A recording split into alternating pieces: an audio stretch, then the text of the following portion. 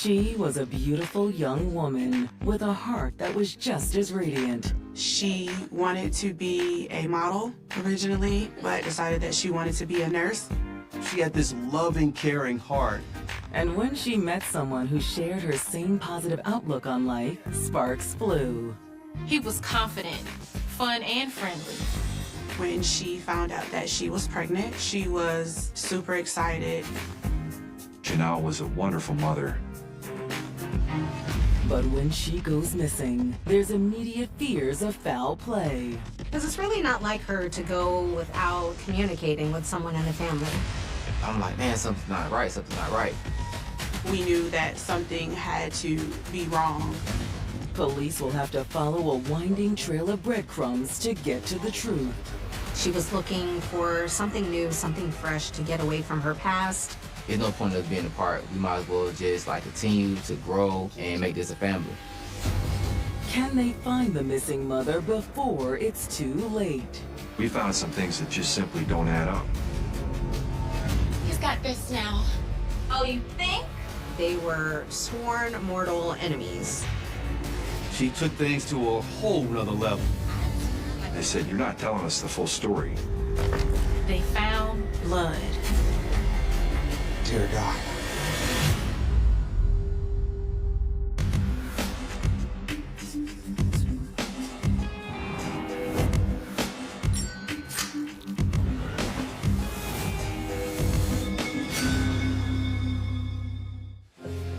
July 19th, 2010. It's a sweltering summer day in College Park, Georgia, a buzzing community just south of Atlanta. In the summertime, we're talking hot. I mean, they don't call it hot Atlanta by accident. College Park in July is lively, very lively. It's kind of like almost the end of summer. So it's like that last bit of rush of just wanting to do everything and be outside. At 10:30 a.m., 22-year-old Aisha Davis is trying to stay cool in the summer heat when she receives an unexpected phone call. Hey, Arrow, what's up? The call is from Errol Moore, who shares a 5-month-old daughter with Aisha's sister, Janelle Aaron. He called me and he proceeded to ask me had I spoken to my sister, Janelle. And I told him that no, I hadn't spoken to her. No, is everything okay? I'm not sure. He was worried because he hadn't spoken to her all weekend. He stated that he called her multiple times on the phone and that she never answered the phone. I mean, every time I try, it goes straight to voicemail. Let me try to give her a call. I hung up with him and then I tried to reach her and I couldn't. And that's what began my worry. Hey, it's Janelle. I can't get to the phone right now. Leave a message. Hey, Janelle, give me a call when you get this. Janelle was pretty tight with her extended family. She talked to them often. Because it's really not like her to go missing without communicating with someone in the family for days. So once I reached out to our family and friends, we realized that no one was able to get in contact or had spoken to Janelle in over 4 days. We knew something was wrong. Despite a challenging upbringing, 20-year-old Janelle Aaron always kept a positive outlook on life. We grew up in family and foster care and custody of different family members. It was pretty much her and I against the world. But Janelle was very vibrant. She loved to make people laugh. She loved to what we call roast and joke. Her smile, her presence, she let you know she was here. We met in high school around 10th grade. She was funny, feisty, really nice, kind, loyal, ride or die. Janelle was also a dreamer with big plans for her future. She was into fashion, a fashionista, I would say. She wanted to be a model originally, but as she got older, Janelle decided that she wanted to be a nurse because she loved taking care of people. She had a knack for making people feel comfortable, making people feel safe. She had this loving, caring heart, and she wanted to give back.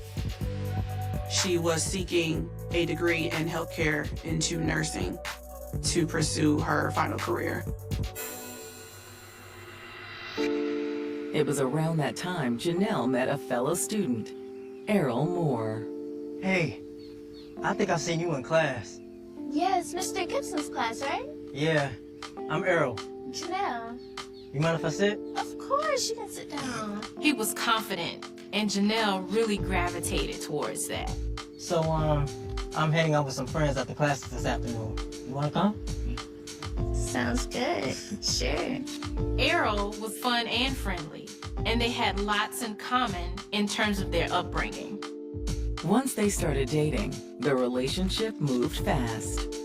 The couple immediately became inseparable. If you saw one, you saw the other.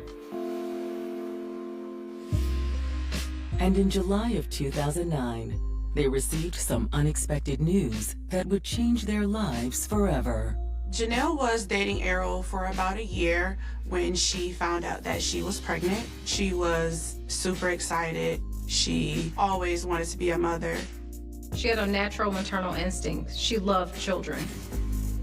The way we grew up, not having our mother in our life in the capacity in which we wanted it, we always said that when we had children that, we were going to be amazing moms.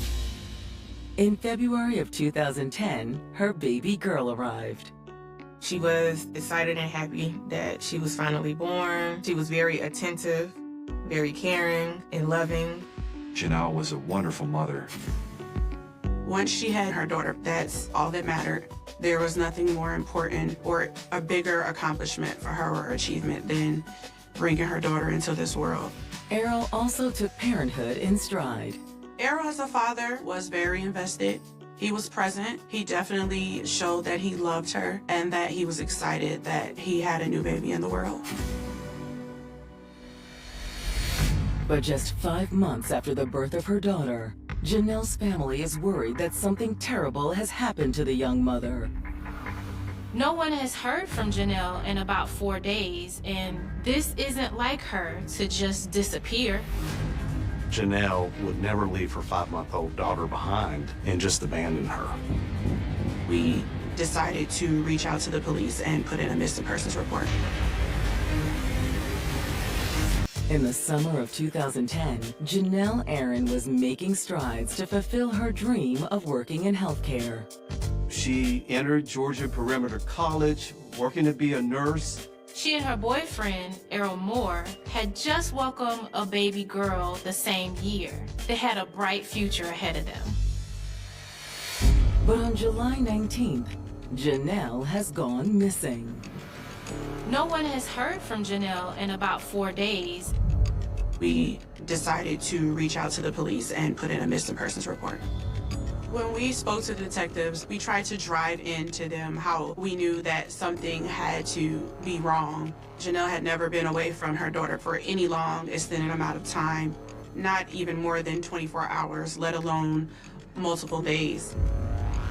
What's so tricky for law enforcement is to try to understand, is this the type of lady who would go missing? Is this the type of lady who was exhausted from, those early months? What do we have here? Do we actually have a missing person? So we understand Janelle's a new mom, so you don't think she might have just been trying to get away for a little while? Absolutely not. She loves her daughter. The family reiterated that Janelle would never leave her 5-month-old daughter behind and just abandon her. She loved that baby girl. Well, where's Janelle's daughter now? She's at the house with her father. Did Janelle seem stressed or upset about anything in the days leading up to her disappearance? Yeah, she's been in a funk lately. Janelle had been struggling with some postpartum depression. Janelle dealt with what a lot of women deal with financially, being able to support your child as well as be present at the same time, which, of course, is hard to deal with for anyone. But that's not all the young mother had been struggling with recently. Janelle had hit a rough patch with Errol. Janelle and Errol's relationship was very on again, off again. And right now they're off. And she's actually seeing somebody new. Oh, and who's that? The family told police about this new guy, Tim Williams. This is somebody that Janelle had started dating. They were in a new relationship, and she talked about him all the time. She was excited about this new relationship and where it could go. Y'all spoken with this Tim fellow to see if maybe Janelle's with him? No, we don't have his contact information. Ladies, thank you for coming in. However, detectives quickly tracked Tim down. After a quick background check, police find out that this Tim Williams worked at a shoe store. He is a student at Georgia State. He has no criminal background. Detectives reach out to Tim and ask him to come in for an interview regarding Janelle's disappearance. I got a phone call from a detective. A detective wanted to see me personally to ask me questions about her whereabouts. And I remember just being shook up. He's being very compliant and amicable, so he goes into the station for an interview. Tim, thanks for coming in today. Of course. Anything I can do to help? I remember going to the police station and talking to the detectives and just feeling sick. Now, we're gonna have to ask you some tough questions, okay, Tim? I'm understanding they have to do their job, but just them asking me certain questions as if like I would know what her whereabouts was, as if I would ever injure anybody but her in particular. How much did I love her? Did I provoke anybody in her circle? Or do I have anybody that's after me that would harm her just to get back at me? This is all so crazy. I have no idea where she is. I remember just kind of taking it all in and hitting them with a lot of no sir, yes sir, no sir, yes sir. This is all kind of too much. I just hope that she's okay. She really means a lot to me. We just had a spark for each other, like a spark. Like I was really intrigued at how driven she was. Janelle's personality was everything all in once. Like she was so outgoing and bubbly, but she was also a firecracker. And when she loved you, she loved you. She's just the best mom. At that time, I didn't have any kids, but I looked at her daughter as mine. Like it wasn't no turning her away from me. Janelle indicated that she was looking for something new, something fresh to get away from her past. It made Tim believe that whatever she had with Errol is past tense, and that he was going to be the man for her moving forward. Well, when's the last time you've seen Janelle? Tim says that the last time he talked to Janelle was the morning of July 15th because she had spent the night with him. What's you cooking? The last time I spoke and saw Janelle, I have this day in my head. It runs back and back and back. And I just remember her making grits, eggs, and biscuits for me. I have it right here for you, honey. Oh, son. This looks delicious. Thank you, baby. You're welcome. Timothy explains that Janelle and her daughter had been planning to move in with him. Part of the day's plan was for her to gather up her things and come move into the apartment with me. It was to the point where it was like, there's no point of us being apart. We might as well just like continue to grow and make this a family. And like, this is gonna be your new life. Well, I gotta get over there. I remember she gave me a hug, I kissed her. I love you so much. She left and she told me she would give me a call later on that day to let me know she was on her way back. However, Tim says he never got that call. Waited for hours and I heard nothing back. I got honestly concerned, so I called the phone. She didn't pick up. Later on that evening, Tim finally got a response, but it only raised more cause for concern. I got a text message back that said, "Who is this?" So I knew that was a concerning point. I was like, I need to go over to this crib that she said she was going to. It was a place that she was sharing with her old ex-boyfriend. I need to go see, make sure everything is okay. But when Tim went over to the apartment, he didn't find Janelle, her daughter, or Errol. No one was home as far as I can tell. Went out there with some childhood friends of mine, and we knocked on the door. We banged on the door because I just had to know she was okay. Nobody ever answered. Tried to peek through the window, didn't see anything. Well, how does Errol feel about Janelle moving in with you? Not good. Jealous? There definitely seemed to be some jealousy issues there. I think Errol viewed the situation as if Tim was trying to take over his family. But Tim claims Janelle had good reason to leave. Tim told detectives that he heard Errol had been violent with Janelle in the past. She didn't tell me a lot of details, but that's part of the reason that she didn't want to be with him anymore. This information raises red flags for detectives. If Errol had been violent with Janelle in the past, was it possible that he took things too far? But before detectives can reach out to Errol, they receive an alarming phone call that will turn the case on its head. Police get this call from the apartment manager where Janelle lived. The property manager said, I think y'all want to be aware of this. They found blood.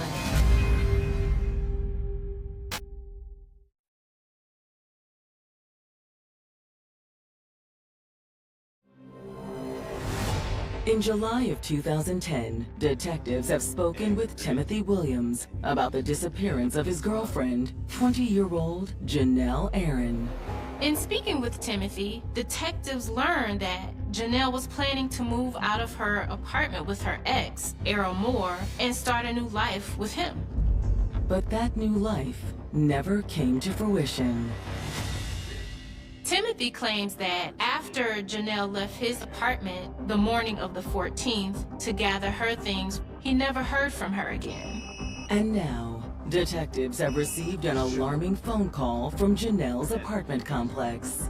Police get this call from the apartment manager. They had been preparing to lease out her apartment. They had cleaned it out and everything. And the property manager said, I think y'all want to be aware of this. They found blood underneath the carpet in the apartment. Thank you for your time, Tim. Is everything okay? We'll be in touch. Walk out. The discovery was made during a routine carpet cleaning.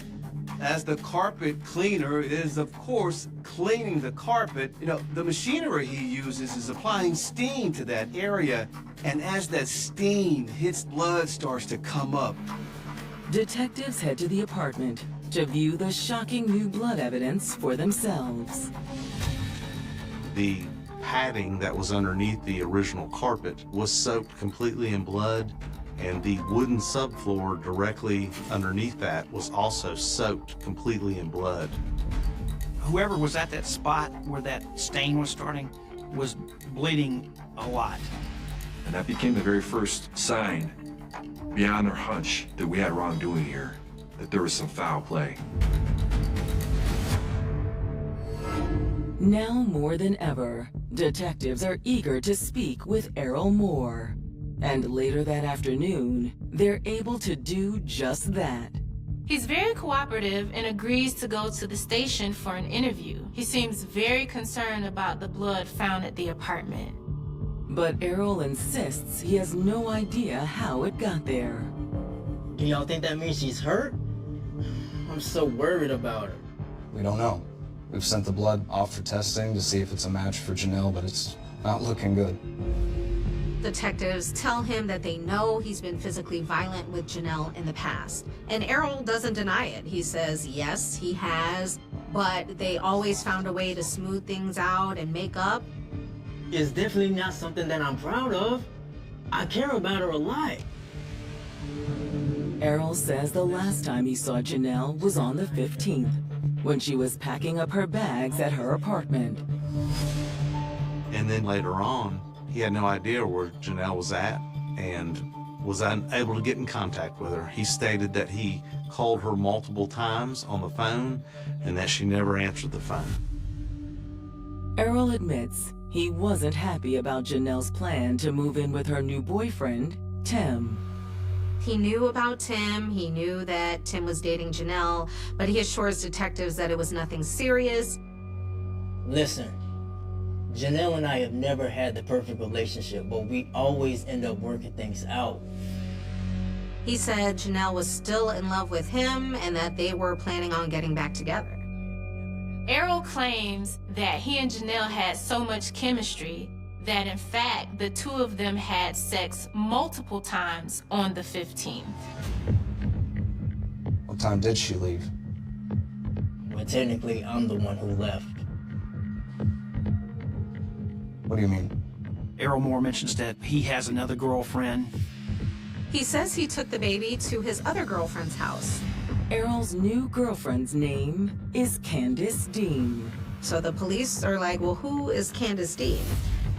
Errol told police that he and Candace had dated in high school, then she moved away for about a year, but when she returned, they picked up where they left off.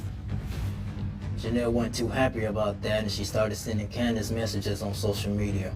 Candace and Janelle were sworn mortal enemies. Oh, girl, get out of here. He's got this now.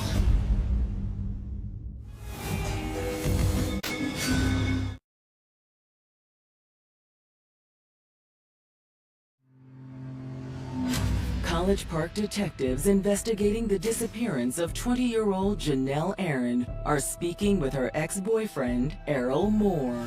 Errol claims that he and Janelle slept together on July 15th, the same day she disappeared. And according to Errol, that wasn't his only sexual rendezvous that day.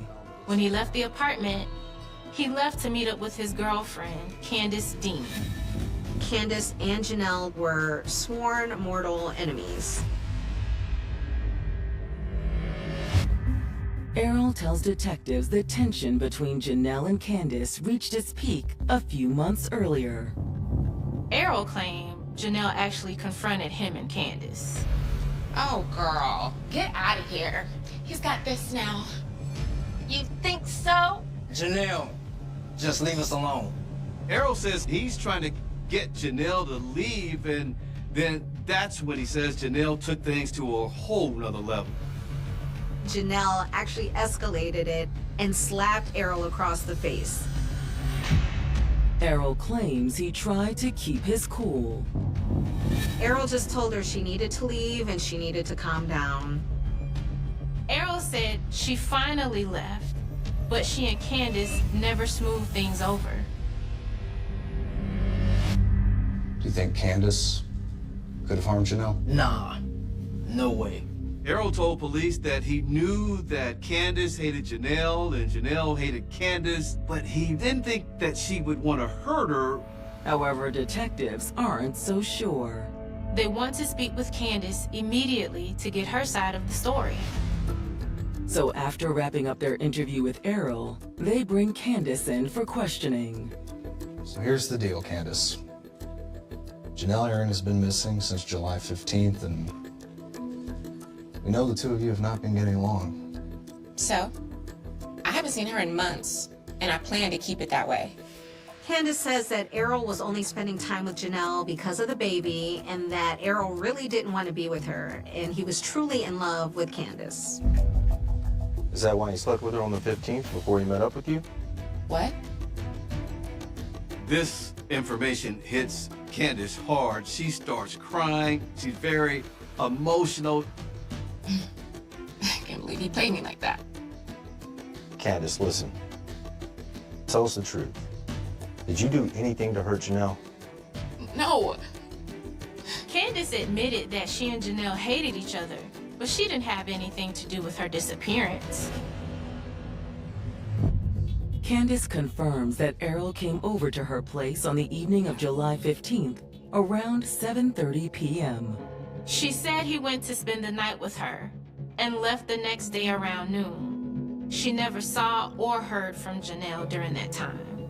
Detectives are suspicious of Candace's story, but they can't hold her on a hunch. While detectives aren't 100% sure that they can trust Candace, they have no evidence to hold her on, so they end up releasing her.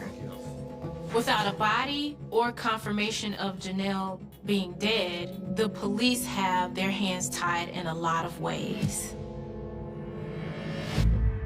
However, when the lab results from the blood found in Janelle's apartment come back, it confirms everyone's worst fears. The crime lab confirmed, in fact, that the blood within the apartment belonged to Janelle Aaron. We had positive identification at that point that that blood was hers. At this point, detectives are worried it may be too late to save Janelle. It's clear she lost a lot of blood. But who did this to her? When Janelle's best friend, Jasmine Clark, comes forward, detectives will get one step closer to answering that question. Thank you for coming in today. We understand that you may have some information that will be useful to us. The last time I talked to Janelle was July 15th. On the phone, Janelle was telling me about Tim, and she sounded really excited about this relationship. I remember asking her, well, what about Errol? And she seemed so done. Like, okay, what about him? She was so over it. Girl, I'm packing up to leave as we speak. But Jasmine says Errol soon interrupted their conversation. They started arguing, like a verbal altercation, and she was like, basically like, I'm gonna call you back. Basically, when he leaves, I'll call you back. And I said, okay. Bye, girl. Factually, Errol was the last person to be with Janelle. The detectives asked me if I believed that Errol was capable of hurting Janelle, and yes, I did believe that. Detectives need to get Errol Moore to tell them the truth.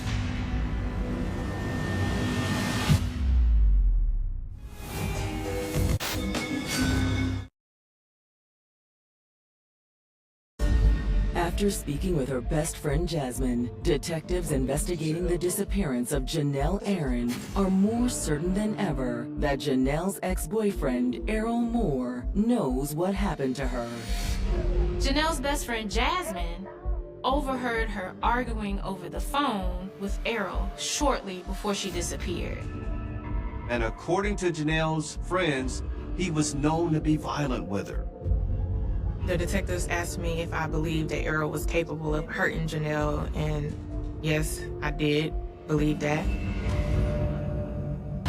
So based on those facts and circumstances, we knew that it was highly likely that he had a direct involvement with Janelle's disappearance, but we had no proof. We had no eyewitnesses. Detectives know that if they want any chance of finding Janelle alive, they're going to have to get Errol to come out with the truth. Later that day, they bring him back in for a follow-up interview. Welcome back, Errol. They said, you know, Errol, you're not telling us the full story. We've done our own investigation, and we found some things that just simply don't add up. What were you and Janelle arguing about that afternoon?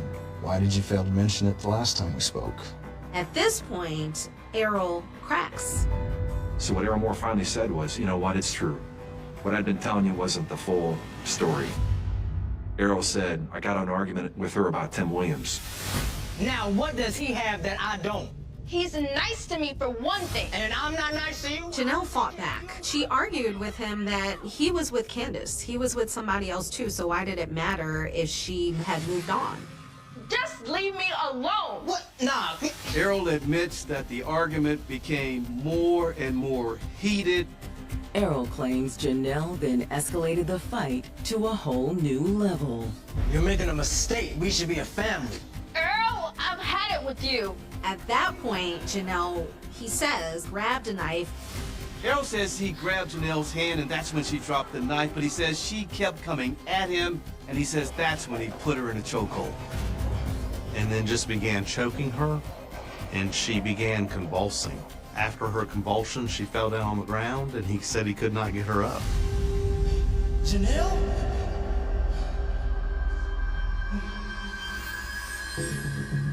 Well, what about the blood? I asked him, did you cut her? Because there was a lot of blood in the house. And he said no, but she was bleeding out the mouth. Errol said, I panicked and I left with the baby and I left with her things. Look, I was just so in shock that the situation got so out of hand. I said, well, where did you go? And he said, well, I went back to my girlfriend's house and I continued my life, basically. I was confused. I was scared. He said, I spent the weekend trying to figure out what to do. And Errol said when a couple days went by, he knew he needed to do something. As time passed, he was able to gather his thoughts, and then he realized that he had to go back and clean up the crime scene. At first, he was hoping it was just a horrible nightmare. But when he opened the door, he saw Janelle lying in a pool of her own blood. Errol didn't really know what to do with the body, but eventually he looked around and he saw a big blue bin that Janelle had used to move her things down to Atlanta. He grabbed the bin and placed her body in the bin. Then he began cleaning up. And what'd you do with her body? Tell us where she is, Errol. He finally admits that he placed her in a wooded area near Sherwood Cemetery. Look, you have to believe me, I didn't expect for any of this to happen. Go ahead and stand up, Errol. With Errol's confession, Clayton County Police arrest him, and they assemble a team to go out and recover Janelle's body. We went out to Sherwood Cemetery and started doing a grid search. Eventually, they see something in the distance there. It looks like something covered in leaves, and they walk up and discover a blue bin.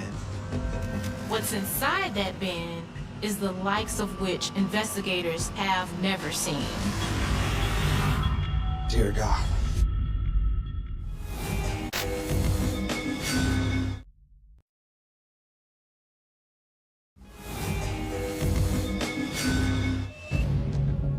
In October of 2010, Errol Moore has finally admitted to killing his ex-girlfriend, Janelle Aaron.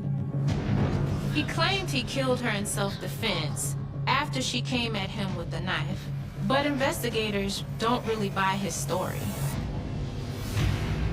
After speaking with Errol, investigators have arrived at the location where he claims to have left Janelle's body inside a plastic bin, but they never could have prepared themselves for what they find. What's inside that bin is the likes of which investigators have never seen. Dear God. The badly decomposed remains of Janelle Aaron. Her body literally melted in that hot Atlanta heat. Atlanta had a large amount of rain during the summertime.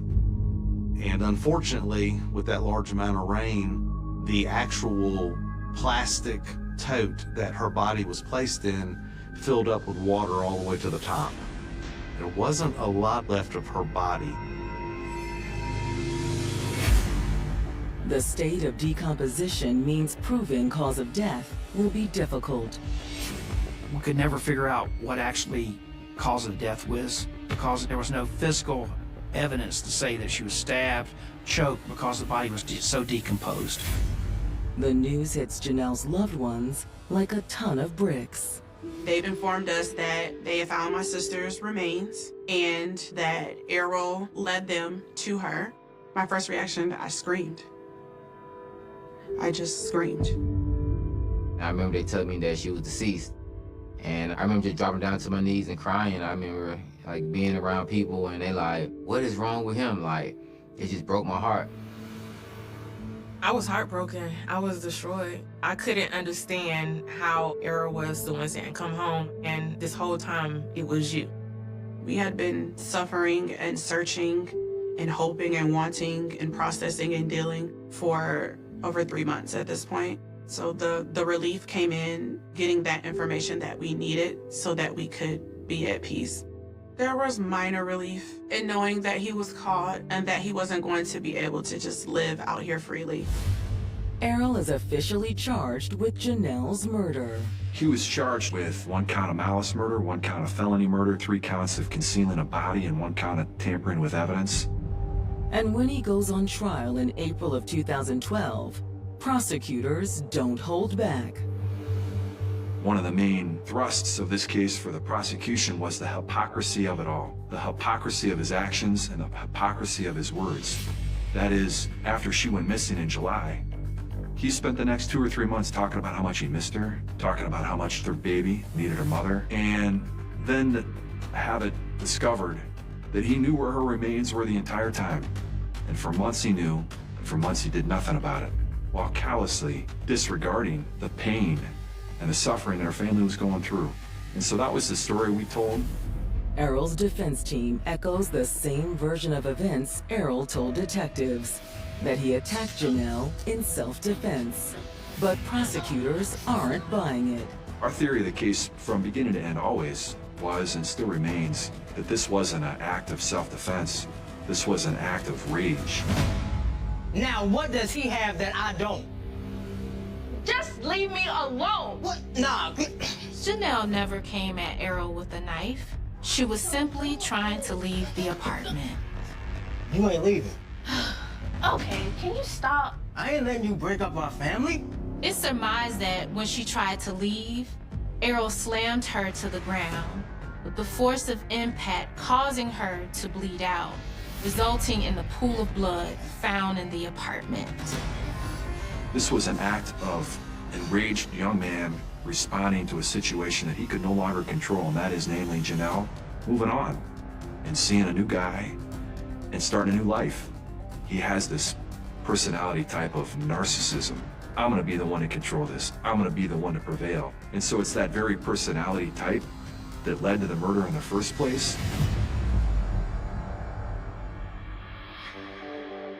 But after the jury retires to deliberate, they send shockwaves through the courtroom. Some of the jury believes that Errol was telling the truth. You have 12 jurors. You have to have an unanimous verdict. It has to be all 12. When they show what happened, they make a decision, guilty or not.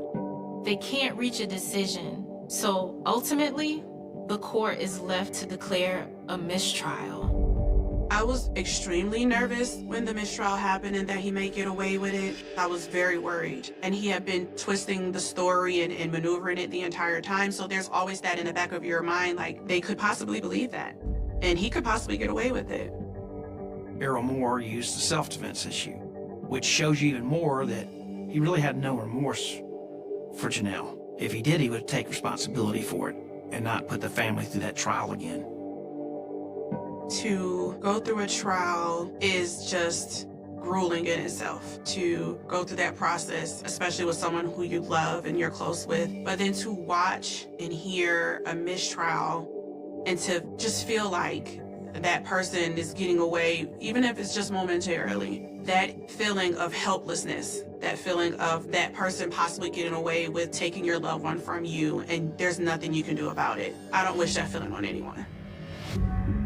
But prosecutors encourage Janelle's loved ones to keep the faith.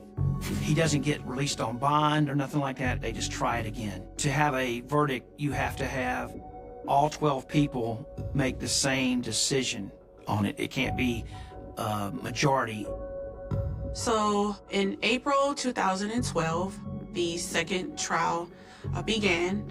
And honestly, I will say I didn't want to get my hopes up. I was hoping that this time around, justice would be served and we would get some progress, but didn't have my hopes up high for it. This time, the district attorney's office presented basically the same evidence as last time, trying to show that this was not an accident. This was premeditated jealousy. And this time, the jury agrees. The jury in Clayton County found Errol Moore guilty of voluntary manslaughter, tampering with evidence, aggravated assault. Voluntary manslaughter, meaning that Errol Moore did kill Janelle Aaron, but it was in a heat of passion. It wasn't a malice, intentional murder. Clayton County judge sentenced Errol Moore to 36 years behind bars, which seems like not enough time in this case. I was relieved when I heard the verdict to an extent, but unfortunately, my sister's life is over. She'll never get to know her daughter. My family and I will never get to speak to her again. We'll never get to see her again. It'll never be fair. It'll never be completely justified, in my opinion. Eventually, he will be out. Hopefully, he matured and he forgave himself for his wrongs, and the world will too. But me personally, I never forgive him. A beautiful soul was taken away off jealousy and anger. We lost a great woman, a great mother, a great friend, a soulmate, a sister in this horrible, horrible fatal attraction. I don't feel or believe that justice was served. This was very unfortunate, a tragedy. It was unnecessary and uncalled for, especially considering that Errol had a whole nother girlfriend. He took a life for nothing. My niece is currently being taken care of by my aunt, and she is in a loving environment, and we're all working together to grow her and give her everything she needs to become a beautiful, amazing woman just like her mom. Janelle, she was a great mother, and she loved her daughter more than anything in this world. And so I just want her to be remembered for the best of who she was, not how she left. The summer of 1988 should have been remembered for bicycles left on front lawns, children racing home before the streetlights came on, and the quiet confidence of a neighborhood that believed evil happened somewhere else. Instead, one ordinary Saturday transformed an Indiana community into the setting of a nightmare that would linger for decades. It began with a little girl who never made it home. By the time the truth finally surfaced, nearly 40 years later, the man responsible had spent a lifetime believing he had disappeared into the crowd. He believed the trail had gone cold. He believed time had erased every mistake. He was wrong. A single strand of DNA, preserved through years of unanswered questions and relentless determination, would eventually accomplish what thousands of interviews, endless searches, and countless sleepless nights could not. But before science rewrote the ending, there was only fear, heartbreak, and a mystery that seemed impossible to solve. 8-year-old April, Marie Tinsley, was the kind of child every neighbor recognized. Bright, energetic, and independent enough to enjoy short walks through familiar streets, she represented the innocence that defined countless American suburbs during the late 1980s. On the afternoon of April 1st, SIL, 1988, she left her family's home in Fort Wayne, Indiana, to visit friends nearby. It was a route she knew well. Nothing about the day hinted that history was quietly shifting beneath her feet. Somewhere between one familiar house and another, April vanished. When she failed to return, concern spread quickly through the neighborhood. At first, family members believed there had been a simple misunderstanding. Perhaps she had stayed longer than expected. Perhaps she had stopped to play. Minutes became hours. Concern hardened into panic. Calls were made. Friends were questioned. Streets were searched. By evening, police officers were moving through residential blocks while anxious volunteers gathered with flashlights, desperately hoping to find a frightened child waiting to be rescued. Every passing hour carried a darker possibility. Posters appeared almost immediately. Television stations interrupted programming with urgent bulletins. Local newspapers printed April's smiling school photograph beside headlines asking for help. Hundreds of residents joined organized searches, combing wooded areas, vacant lots, drainage ditches, and quiet roads stretching far beyond the neighborhood where she had last been seen. Helicopters flew overhead. Search dogs followed fading scents. Investigators interviewed anyone who might have noticed an unfamiliar vehicle or suspicious stranger. Every tip mattered because every second mattered. Yet despite the enormous effort, April seemed to have disappeared without leaving behind an explanation.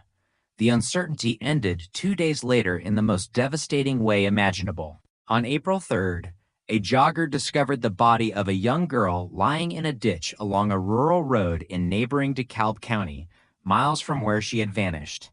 Investigators soon confirmed what everyone feared. It was April Tinsley. The child the community had searched for with hope was gone. The discovery transformed a missing person investigation into a homicide investigation that immediately captured national attention. Detectives sealed off the area. Crime scene technicians photographed every detail, collecting fibers, biological evidence, tire impressions, and anything else that might identify the killer. They knew they had only one opportunity to preserve the truth hidden within the scene. The examination revealed that April had been sexually assaulted before being murdered. The brutality shocked even experienced investigators. There was no sign that the crime had been random violence committed in sudden panic. Instead, the evidence suggested deliberate actions by someone who had planned enough to leave remarkably little behind. Detectives began reconstructing April's final movements hour by hour. They mapped every possible route she could have taken. They interviewed classmates, relatives, neighbors, delivery drivers, construction workers, and strangers who happened to be nearby that afternoon. Thousands of names flowed into investigative files. Each lead promised answers before collapsing into disappointment. Every eliminated suspect deepened the mystery. Every false alarm exhausted resources while allowing the real offender to remain invisible. Then the investigation took an even more disturbing turn. Nearly a year after April's murder, strange messages began appearing in the community. Anonymous notes were found attached to bicycles belonging to young girls. The letters contained horrifying statements suggesting intimate knowledge of April's murder. They taunted police. They threatened more violence. They hinted that the author enjoyed terrifying an entire town. Parents who had already been living in fear suddenly refused to let children play outside alone. Bicycle rides ended. Walks to school disappeared. Windows were checked repeatedly before bedtime. Every unfamiliar man driving slowly through residential streets became a potential suspect. Detectives carefully examined each note, hoping fingerprints or handwriting analysis would expose the author. Linguistic experts reviewed wording and spelling. Behavioral analysts attempted to construct a psychological profile. The letters projected arrogance, manipulation, and confidence. Whoever wrote them appeared convinced he was untouchable. The possibility that the killer remained nearby transformed daily life throughout Northeast Indiana. Schools increased safety precautions. Community meetings overflowed with frightened families demanding answers. Police departments assigned enormous manpower despite mounting frustration. Detectives pursued hundreds of additional interviews. Registered offenders were scrutinized. Former residents were tracked down. Men with histories of sexual violence underwent questioning. Search warrants multiplied. Laboratory examinations consumed months. Yet every promising direction eventually reached another dead end. Behind closed doors, investigators refused to surrender. Advances in forensic science during the late 1980s offered hope, but technology remained limited compared to what would exist decades later. Biological evidence recovered during the investigation contained information that scientists knew could someday become valuable. Rather than allowing those samples to disappear into forgotten storage rooms, careful evidence preservation ensured they remained available for future testing.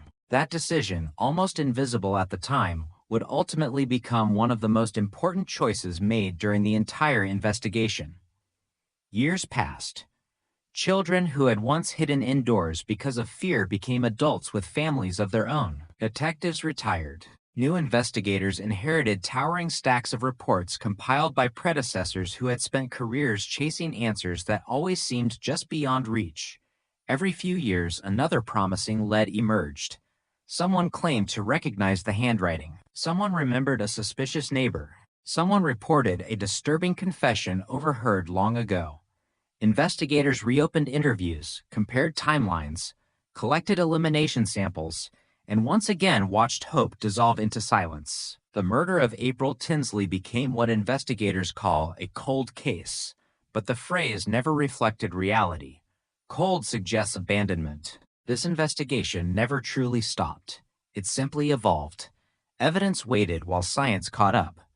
The unanswered questions remained alive inside every detective who opened the case file. They remained alive inside April's family, whose grief never accepted the passage of time as a substitute for justice. They remained alive inside the community that refused to forget the little girl whose photograph had once filled newspaper front pages. Across America, forensic science entered a revolution. DNA profiling became increasingly sophisticated. Laboratories extracted genetic material from samples previously considered too small or too degraded to analyze. Databases expanded. Investigators solved crimes once believed impossible to crack. Each breakthrough encouraged detectives working older cases to revisit forgotten evidence. If biological material still existed, perhaps modern science could reveal what earlier generations of investigators simply lacked the tools to see. The evidence collected in April's case became part of that new wave of hope. Scientists successfully developed a DNA profile believed to belong to the killer. Yet another obstacle emerged. The profile matched no one in existing criminal databases. The man responsible had either never submitted DNA through prior qualifying convictions or had somehow remained outside the systems investigators depended upon. Once again, the investigation stood at the edge of success without crossing the finish line. But unlike earlier decades, entirely new methods were beginning to reshape criminal investigations. Researchers and detectives started exploring investigative genetic genealogy, a technique capable of identifying unknown suspects through distant family relationships rather than direct database matches. The approach remained relatively new, demanding patience, precision, and extensive genealogical research. It would require building family trees branch by branch, generation by generation, searching for one individual whose life aligned with the evidence. Somewhere, hidden inside ordinary family history, the killer had unknowingly left another trail.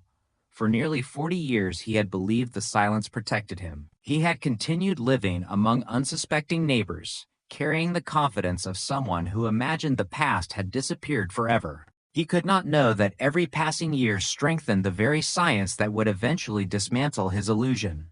The evidence never forgot him. It simply waited. Every major investigation begins with a deceptively simple question. What happened between the last ordinary moment and the first sign that something was terribly wrong? For the detectives assigned to the murder of April Tinsley, that question became an obsession. Long before forensic breakthroughs and DNA technology transformed the case decades later, investigators understood that the answer might be hidden in a matter of minutes. Somewhere along a familiar route through a quiet Indiana neighborhood, an 8-year-old girl had vanished without anyone immediately realizing a crime was unfolding. Their first task was not to identify a suspect.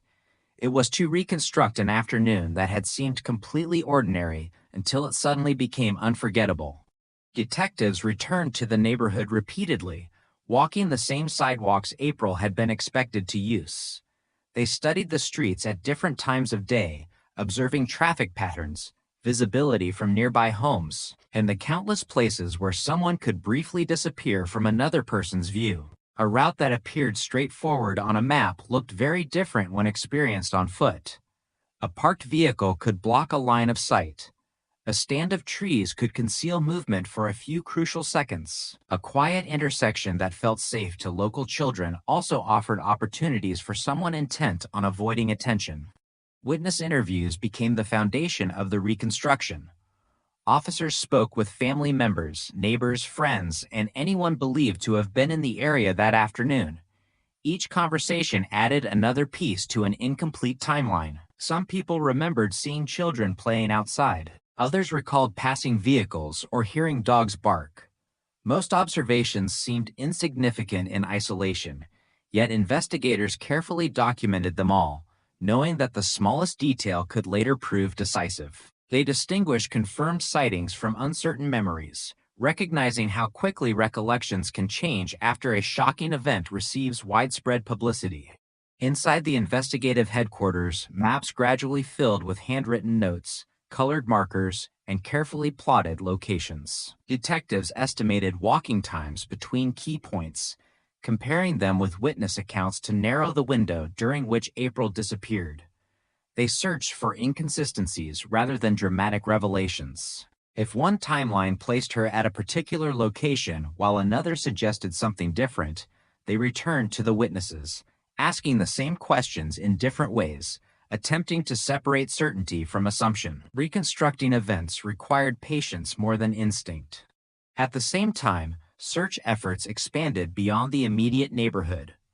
Officers and volunteers examined nearby fields, wooded areas, drainage ditches, and roads leading away from the community. Search teams worked methodically, covering ground that had seemed unremarkable only hours earlier. Every location had to be considered because investigators could not yet determine whether April had remained close to home or had been taken elsewhere. The uncertainty forced them to pursue multiple possibilities simultaneously, stretching resources while time remained critically important.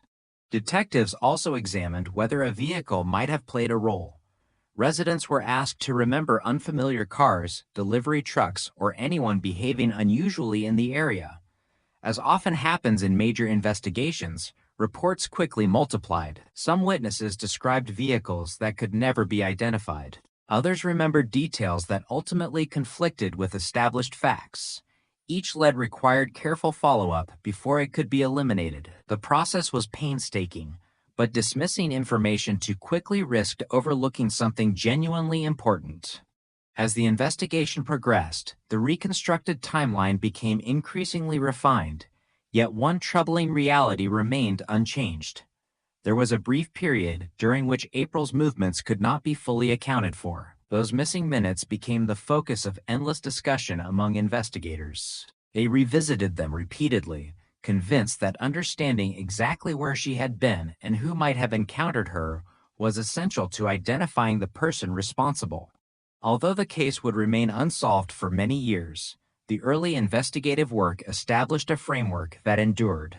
The careful documentation of witness statements, the preservation of physical evidence, and the disciplined reconstruction of April's final known movements ensured that future investigators would inherit more than unanswered questions. They inherited a detailed record built by detectives who understood that even when immediate answers prove elusive, meticulous police work can preserve the truth long enough for future advances in forensic science to uncover what time alone could not erase.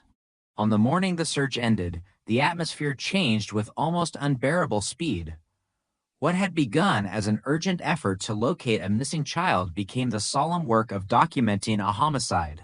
The discovery of April Tinsley's body on a rural roadside immediately transformed the investigation, drawing detectives, crime scene technicians, forensic specialists, and prosecutors into a coordinated effort to preserve every possible piece of evidence before weather, time, or human activity could erase it. Long before anyone knew the name of the person responsible, investigators understood that the crime scene itself might become the most reliable witness. The first officers arriving at the location established a secure perimeter extending well beyond the immediate area where the body was found. Experience had taught investigators that important evidence is often located far from the most obvious focal point. Tire tracks, discarded objects, footwear impressions, broken vegetation, and trace materials could all reveal how the offender arrived, moved through the area, and departed. Rather than concentrating only on the immediate surroundings, search teams expanded outward in carefully organized sections, ensuring that no portion of the scene was overlooked. Crime scene photographers documented the location before anything was disturbed. Every angle was recorded systematically, beginning with wide images that established the setting before moving progressively closer to capture individual details. Measurements were taken, reference markers were placed, and sketches supplemented the photographic record. The objective was to preserve an exact representation of the scene so investigators, forensic scientists, attorneys, and ultimately jurors could later understand its original condition without relying solely on memory. Forensic personnel then began the meticulous task of collecting physical evidence. Each item, regardless of how insignificant it appeared, was handled according to established procedures designed to prevent contamination. Clothing, biological material, soil samples, plant debris, fibers, and other trace evidence were packaged separately, labeled, and entered into a documented chain of custody. Maintaining that chain was essential. Every transfer of evidence had to be recorded to ensure its integrity throughout what investigators already suspected could become a lengthy criminal investigation. Medical examiners conducted an initial assessment at the scene before the body was transported for a comprehensive autopsy. The purpose of the examination was not merely to determine the cause and manner of death, but also to identify injuries, recover trace evidence, and estimate the sequence of events as accurately as possible. Scientific findings from the postmortem examination would later become a critical component of the investigative timeline, helping detectives compare witness statements with physical evidence. While forensic specialists processed the immediate location, detectives worked to answer another crucial question. Was the rural roadside the site of the homicide, or had the victim been transported there after the crime occurred? Investigators carefully evaluated the surrounding area for indications that events had unfolded at that location or whether it had been selected primarily as a disposal site. Such determinations often influence investigative strategy, directing attention toward entirely different geographic areas where the original assault may have taken place. Laboratories examined the collected evidence using the forensic techniques available in the late 1980s. Analysts compared hairs, fibers, fingerprints, and biological samples, searching for associations that might identify or exclude potential suspects. Although DNA profiling was still in its early stages and far less advanced than it would later become, investigators recognized the importance of preserving biological evidence under conditions that would allow future testing as technology improved. Decisions made during those early days, particularly regarding evidence preservation, would ultimately prove invaluable decades later. The crime scene also prompted investigators to consider offender behavior. The location where the body was recovered, the apparent efforts to conceal or expose evidence, and the manner in which the victim had been left all became subjects of careful analysis. Behavioral observations alone could not identify a suspect, but they assisted detectives in developing investigative priorities and evaluating future leads. Every conclusion, however, remained tentative until supported by verifiable evidence. As news of the homicide spread, public attention intensified dramatically. The discovery generated hundreds of telephone calls from concerned citizens offering information, theories, and possible sightings. Detectives established procedures to document and evaluate every tip, understanding that valuable information frequently arrives alongside inaccurate or speculative reports. Managing this growing volume of information became an investigation in itself, requiring careful organization so that credible leads would not be lost among less reliable accounts. Within the investigative headquarters, evidence from the crime scene became the foundation upon which the entire case would rest. Maps, photographs, laboratory reports, witness interviews, and forensic findings were assembled into an increasingly complex case file. Detectives recognized that immediate answers might not emerge, but thorough documentation would ensure that future investigators could revisit every decision, every observation, and every preserved item with the benefit of new scientific techniques. History would ultimately demonstrate the wisdom of that approach. Although the homicide remained unsolved for many years, the professionalism displayed during the initial processing of the crime scene preserved critical evidence that survived long after memories faded and investigative personnel changed. Advances in forensic DNA analysis and investigative genetic genealogy, unavailable at the time of the original investigation, would eventually allow scientists to extract new information from evidence collected decades earlier. The careful work performed at the scene did not solve the case immediately, but it ensured that the truth remained preserved within the evidence itself, waiting for science to develop the tools capable of revealing it. In the months following April Tinsley's murder, investigators pursued the case with extraordinary intensity. Detectives worked extended hours, new leads arrived daily, and every report of suspicious activity demanded immediate attention. Hundreds of interviews were conducted, evidence was repeatedly examined, and tips flowed into the investigative headquarters from across Indiana and beyond. The urgency that defined the first days of the investigation reflected a widespread belief that the person responsible could still be identified through conventional police work. Yet, as weeks turned into months, the pattern familiar to many major investigations began to emerge.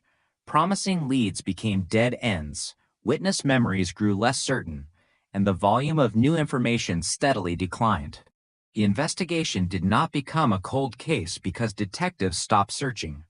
Rather, it entered that category after every available investigative avenue had been explored without producing sufficient evidence to identify and prosecute a suspect. Detectives continued reviewing witness statements, comparing timelines, and re-examining physical evidence, but each effort yielded fewer new opportunities. Individuals who initially appeared suspicious were eliminated through corroborated alibis, forensic comparisons, or additional investigation.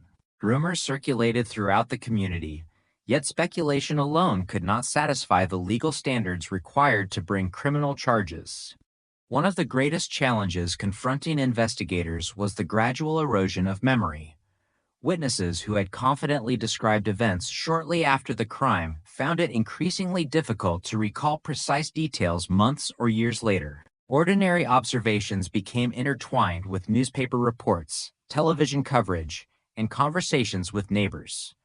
Detectives recognized this natural process and approached subsequent interviews with caution, carefully distinguishing between first-hand recollections and information absorbed after the fact. Preserving the accuracy of earlier statements became just as important as collecting new ones.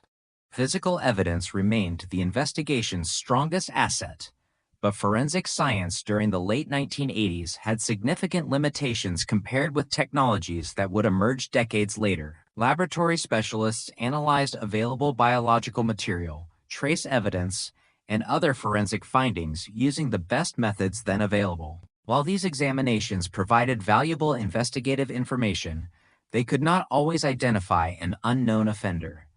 Detectives nevertheless understood the importance of preserving every item carefully, anticipating that future scientific advances might reveal information unavailable at the time.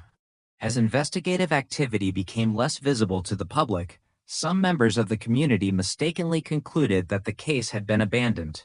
In reality, the file remained active. Detectives periodically reviewed evidence, revisited witness statements, and reassessed investigative strategies whenever new information emerged.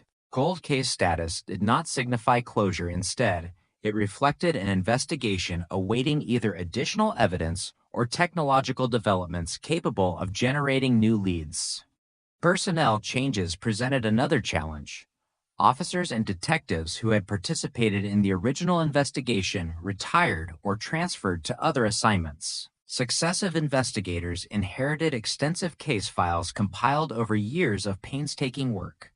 Preserving continuity required meticulous documentation.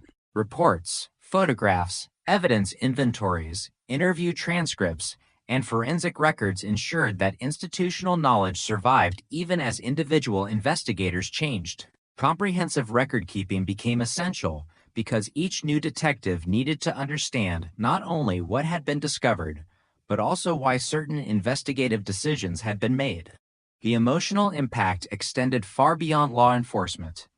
April Tinsley's family continued living with unanswered questions that no passage of time could erase. Community members who had participated in the original search remembered the case as a defining event in local history. Parents who had altered family routines in response to the crime carried those memories into later years, while children who had grown up during the investigation became adults still aware that the person responsible had never been identified. The unresolved nature of the case contributed to its enduring presence in the public consciousness. Throughout the following decades, investigators remained attentive to advances in forensic science. As DNA analysis evolved from an emerging technique into a powerful investigative tool, evidence preserved during the original investigation acquired renewed significance. Biological samples that had once exceeded the capabilities of available technology became candidates for increasingly sophisticated laboratory examination. Each scientific advancement prompted another review of the case, reflecting the understanding that evidence itself does not lose value simply because time has passed. The investigation also benefited from the broader development of specialized cold case units within many law enforcement agencies. These units recognize that older investigations often possess advantages unavailable during their initial stages.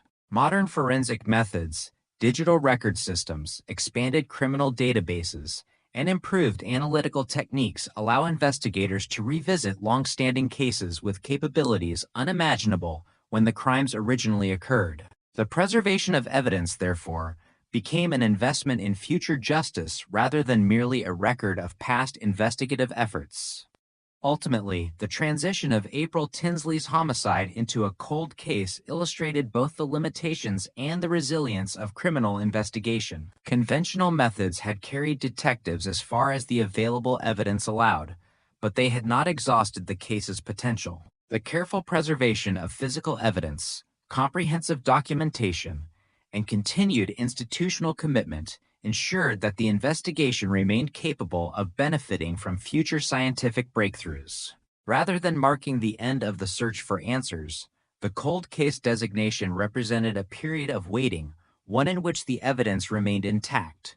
The questions remained unresolved, and investigators continued to believe that advances in forensic science might someday provide the opportunity that earlier generations had lacked. The most significant decisions in a criminal investigation are not always the dramatic ones. They are often the quiet choices made in laboratories, evidence rooms, and examination facilities, places far removed from television cameras and public attention.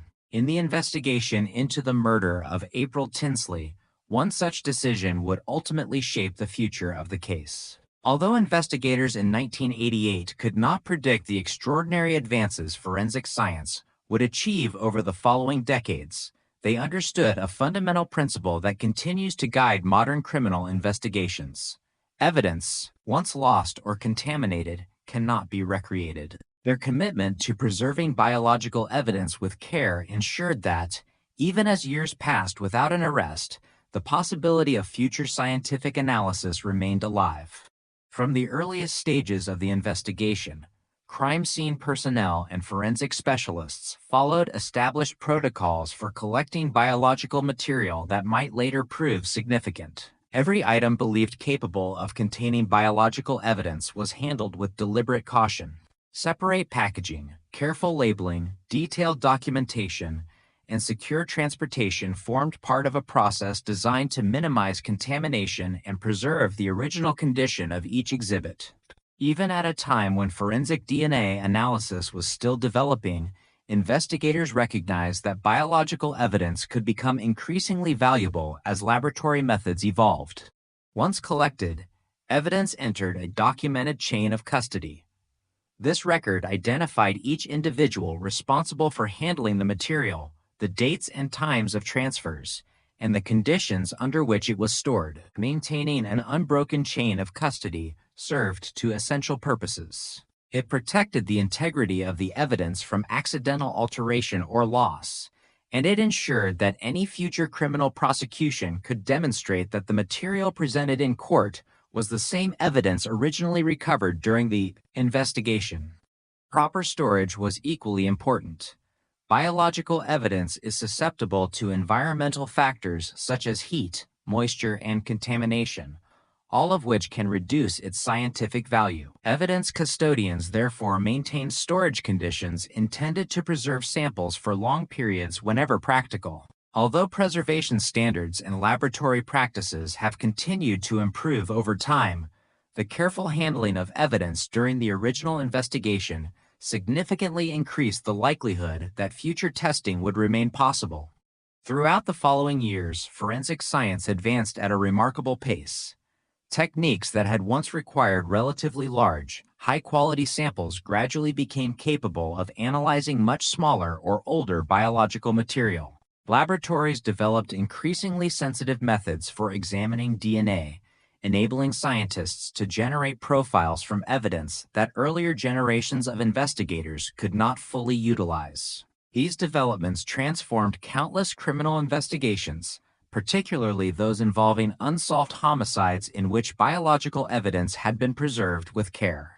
As scientific capabilities expanded, investigators revisited evidence collected in April Tinsley's case.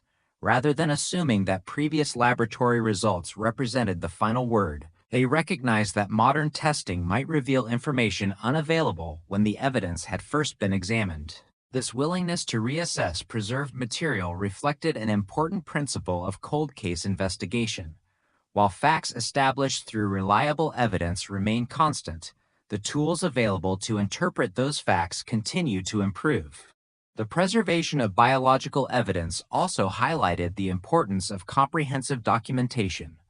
Laboratory notes, evidence inventories, collection records, and analytical reports allowed later investigators to understand precisely how each item had been obtained, examined, and stored. Such documentation reduced uncertainty and enabled modern forensic specialists to evaluate preserved evidence with confidence. Without accurate records, even well-preserved material may lose much of its investigative value. Advances in DNA technology eventually allowed scientists to develop increasingly informative genetic profiles from preserved biological evidence associated with the investigation. Although those developments occurred many years after the original crime, they depended entirely upon the professionalism demonstrated during the earliest stages of evidence collection and preservation. Had investigators failed to recognize the potential future significance of biological material, later scientific breakthroughs might have been unable to contribute meaningfully to the case. The history of the April Tinsley investigation illustrates a broader lesson within forensic science. Criminal investigations frequently extend beyond the capabilities of contemporary technology. Evidence collected today may answer questions that cannot yet be resolved but could become understandable through future scientific progress. Consequently, careful preservation is not merely an administrative responsibility. It is an investment in future investigative opportunity. In this case, the biological evidence remained silent for many years. It did not immediately identify the offender, nor did it produce an arrest during the initial investigation. Yet silence did not signify failure. Preserved evidence continued to exist unchanged while forensic science advanced around it. Decades later, technological innovations would permit investigators to examine that same material in ways unimaginable in 1988, demonstrating that meticulous evidence preservation can bridge generations of investigative effort. Ultimately, the careful handling of biological evidence represented one of the investigation's greatest strengths. Long after witness memories faded and conventional leads were exhausted, the preserved forensic material retained the potential to provide objective scientific information. Its survival reflected disciplined police work, adherence to forensic standards, and an understanding that justice sometimes depends not only on immediate investigative success, but also on the patience to preserve evidence until science becomes capable of revealing the answers it has contained all along.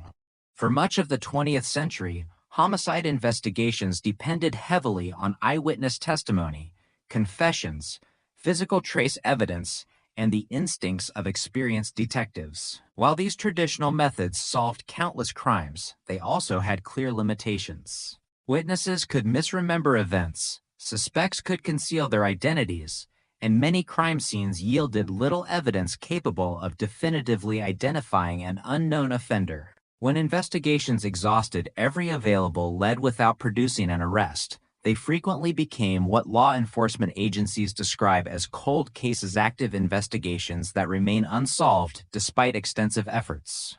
The development of modern DNA profiling fundamentally transformed this landscape. Rather than relying solely on circumstantial evidence or eyewitness accounts, investigators gained access to a scientific method capable of linking biological evidence recovered from a crime scene to a specific individual with an exceptionally high degree of confidence.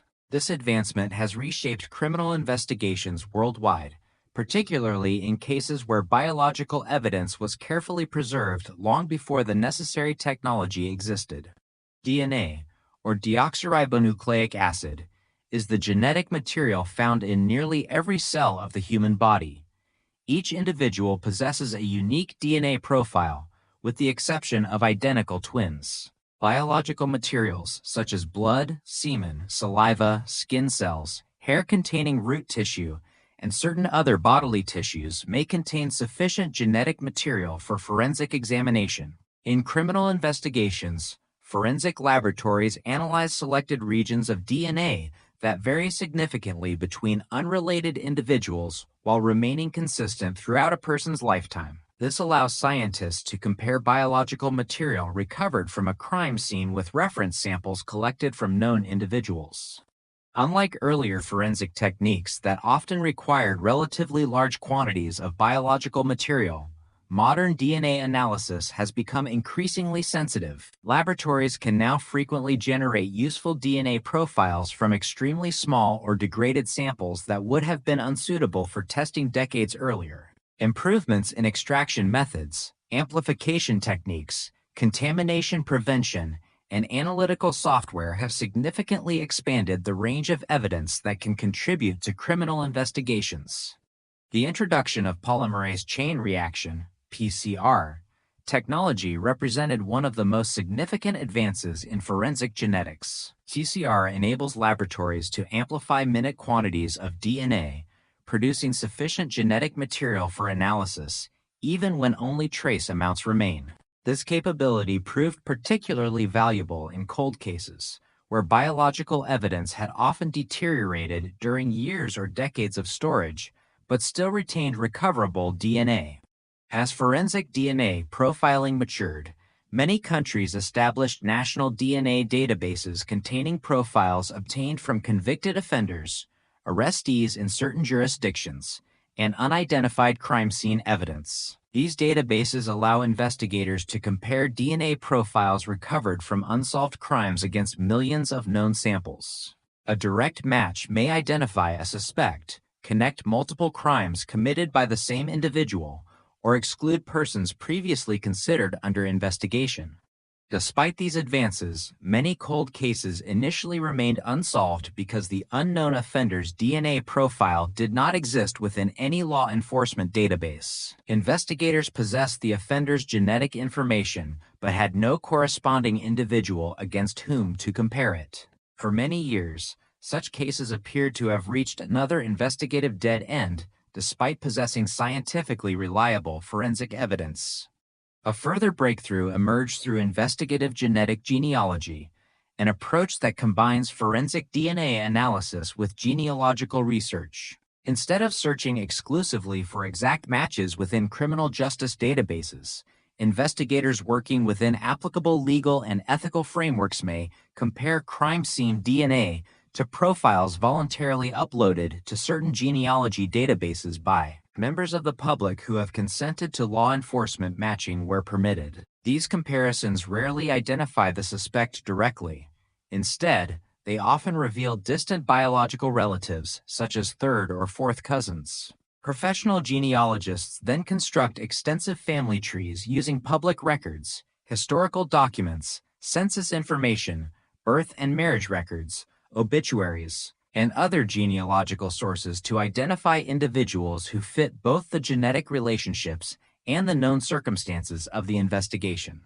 This investigative approach has contributed to solving numerous long unsolved homicides and sexual assault cases. One of the most widely known examples is the identification of the offender responsible for the series of crimes attributed to the Golden State Killer. In that investigation, preserved biological evidence was analyzed using modern forensic techniques, and genealogical research ultimately led investigators to a suspect decades after the original offenses had occurred. Similar methods have since assisted law enforcement agencies in resolving many other cold cases across North America and elsewhere. The success of modern DNA profiling depends not only upon scientific innovation, but also upon the quality of the original investigation. Crime scene personnel who carefully collected, documented, and preserved biological evidence years earlier often made future breakthroughs possible without realizing it. Proper packaging, contamination prevention, secure storage, and meticulous chain of custody documentation ensured that biological material remained suitable for later examination using technologies unavailable at the time of collection. In many investigations, evidence that appeared to have limited value during the original inquiry became decisive after advances in forensic science. Cold case investigations today frequently involve multidisciplinary teams that include detectives, forensic scientists, crime analysts, prosecutors, genealogists, and digital researchers. These teams systematically review historical case files, reassess witness statements, examine preserved evidence using current laboratory methods, and evaluate investigative decisions in light of contemporary scientific knowledge. Rather than replacing traditional detective work, DNA profiling complements it by providing objective scientific evidence that can direct investigators toward individuals requiring further inquiry. Modern DNA profiling has also demonstrated the importance of evidence preservation policies. Many law enforcement agencies now retain biological evidence for extended periods, recognizing that future technological developments may allow additional testing beyond current capabilities. As analytical methods continue to improve, Previously inconclusive samples may yield informative DNA profiles, and degraded evidence once considered unsuitable may become scientifically valuable. Although DNA evidence has revolutionized criminal investigations, it is not infallible and does not automatically resolve every case. Biological evidence must be interpreted within the broader context of the investigation. Laboratories follow rigorous quality assurance procedures to minimize contamination, analytical errors, and misinterpretation. Investigators must also establish how and when biological material was deposited, rather than assuming that the mere presence of DNA proves criminal responsibility. Consequently, DNA evidence is generally considered alongside witness testimony, physical evidence, investigative findings, and other relevant information. The emergence of modern DNA profiling represents one of the most significant developments in forensic science since the advent of fingerprint identification. By allowing investigators to revisit unsolved cases with increasingly sophisticated scientific tools, it has transformed the concept of the cold case itself. Investigations that once appeared permanently stalled can now be re-examined through the lens of technologies unimaginable when the crimes originally occurred. For victims' families, communities, and investigators alike, these advances have reinforced an enduring principle of criminal justice. While time may complicate an investigation, carefully preserved evidence can retain the capacity to reveal the truth decades after the crime was committed. For decades, many homicide investigations reached a frustrating point where traditional detective work had accomplished nearly everything possible. Witnesses had been interviewed repeatedly, physical evidence had been collected and analyzed, suspects had been investigated and eliminated, and conventional DNA comparisons had failed to identify the offender. In numerous cases, investigators possessed a complete forensic DNA profile recovered from the crime scene, yet no corresponding profile existed in criminal databases. The evidence clearly belonged to someone, but that individual remained unknown.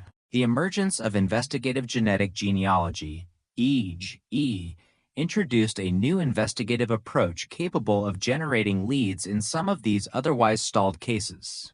Investigative genetic genealogy combines forensic DNA analysis with traditional genealogical research. Unlike conventional forensic DNA searches, which compare an unknown DNA profile directly against profiles contained within law enforcement databases, EGE seeks potential biological relatives of the unknown individual through genealogy databases that permit law enforcement matching under specific legal and privacy conditions.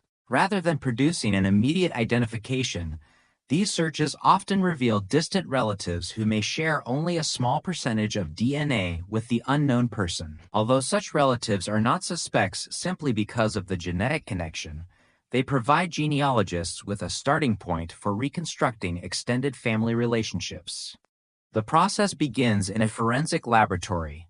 Scientists first develop a high-quality DNA profile from biological evidence recovered during the original criminal investigation. This evidence may consist of blood, semen, saliva, or other biological material collected according to established forensic procedures. Because genealogical analysis requires substantially more genetic information than conventional forensic comparisons, laboratories often perform additional testing to generate a profile suitable for genealogical research. Once an appropriate profile has been produced, investigators working within applicable laws, agency policies, and the terms governing participating genealogy services may compare the unknown DNA against databases containing profiles voluntarily submitted by individuals interested in learning about their ancestry or connecting with relatives. In many cases, the closest available matches are not immediate family members but distant cousins, sharing only a modest portion of their genetic material with the unknown individual. Even these distant relationships, however, can provide valuable investigative leads. Professional genealogists then undertake the painstaking work of building family trees. They examine publicly available records, including birth certificates, marriage records, census data, military records, newspaper archives, obituaries, cemetery records, property records, and historical family documents. Beginning with identified genetic relatives, they reconstruct multiple generations of family relationships, gradually identifying branches that could logically include the unknown individual. This research often requires hundreds of hours of meticulous documentation and cross-referencing. As family trees expand, investigators begin narrowing potential candidates using information unrelated to genetics. Factors such as age, biological sex, geographic location, historical residence, employment history, and other independently verified investigative facts help determine which individuals warrant additional attention. Importantly, a place within a family tree does not establish criminal responsibility. Instead, genealogical analysis generates investigative leads that must be evaluated using traditional police methods. When investigators identify an individual who appears consistent with both the genealogical research and the known facts of the case, they typically seek additional corroborating evidence before proceeding further. In many jurisdictions, this includes obtaining a reference DNA sample through lawful investigative means. Such samples may come from items that an individual has discarded, where collection is legally permissible, or through court-authorized procedures, depending on the applicable legal framework. Laboratory scientists then compare this reference sample directly with the original forensic DNA profile recovered from the crime scene. Only after this independent forensic comparison confirms a match does DNA evidence become capable of linking the individual to the biological material collected during the investigation. Even then, investigators continue gathering additional evidence, conducting interviews, reviewing historical records, and consulting prosecutors before determining whether criminal charges are appropriate. Investigative genetic genealogy therefore serves as an investigative tool that generates leads rather than as a substitute for comprehensive criminal investigation. The growing use of IG has prompted important legal and ethical discussions. Privacy advocates, forensic scientists, lawmakers, and law enforcement agencies continue to examine questions concerning informed consent, database participation, transparency, judicial oversight, and the appropriate scope of genealogical investigations. Policies governing the use of genealogical databases vary by jurisdiction and by service provider, with many databases allowing users to decide whether their information may be available for qualifying law enforcement investigations. As the field evolves, agencies increasingly operate under formal guidelines intended to balance investigative effectiveness with respect for individual privacy and civil liberties. Despite these considerations, investigative genetic genealogy has contributed to resolving numerous serious violent crimes that had remained unsolved for decades. Families who had lived with uncertainty for many years have, in some cases, received long-awaited answers. Investigators have been able to revisit preserved biological evidence using scientific methods unavailable when the crimes originally occurred, demonstrating the enduring importance of evidence preservation and careful forensic documentation. The success of IG also underscores the continuing partnership between science and traditional detective work. Genealogical research alone cannot solve a homicide, nor can DNA analysis by itself explain the circumstances surrounding a crime. Instead, successful investigations depend upon the integration of forensic science, historical research, witness interviews, legal procedure, and careful investigative judgment. Each discipline contributes information that must be evaluated collectively rather than in isolation.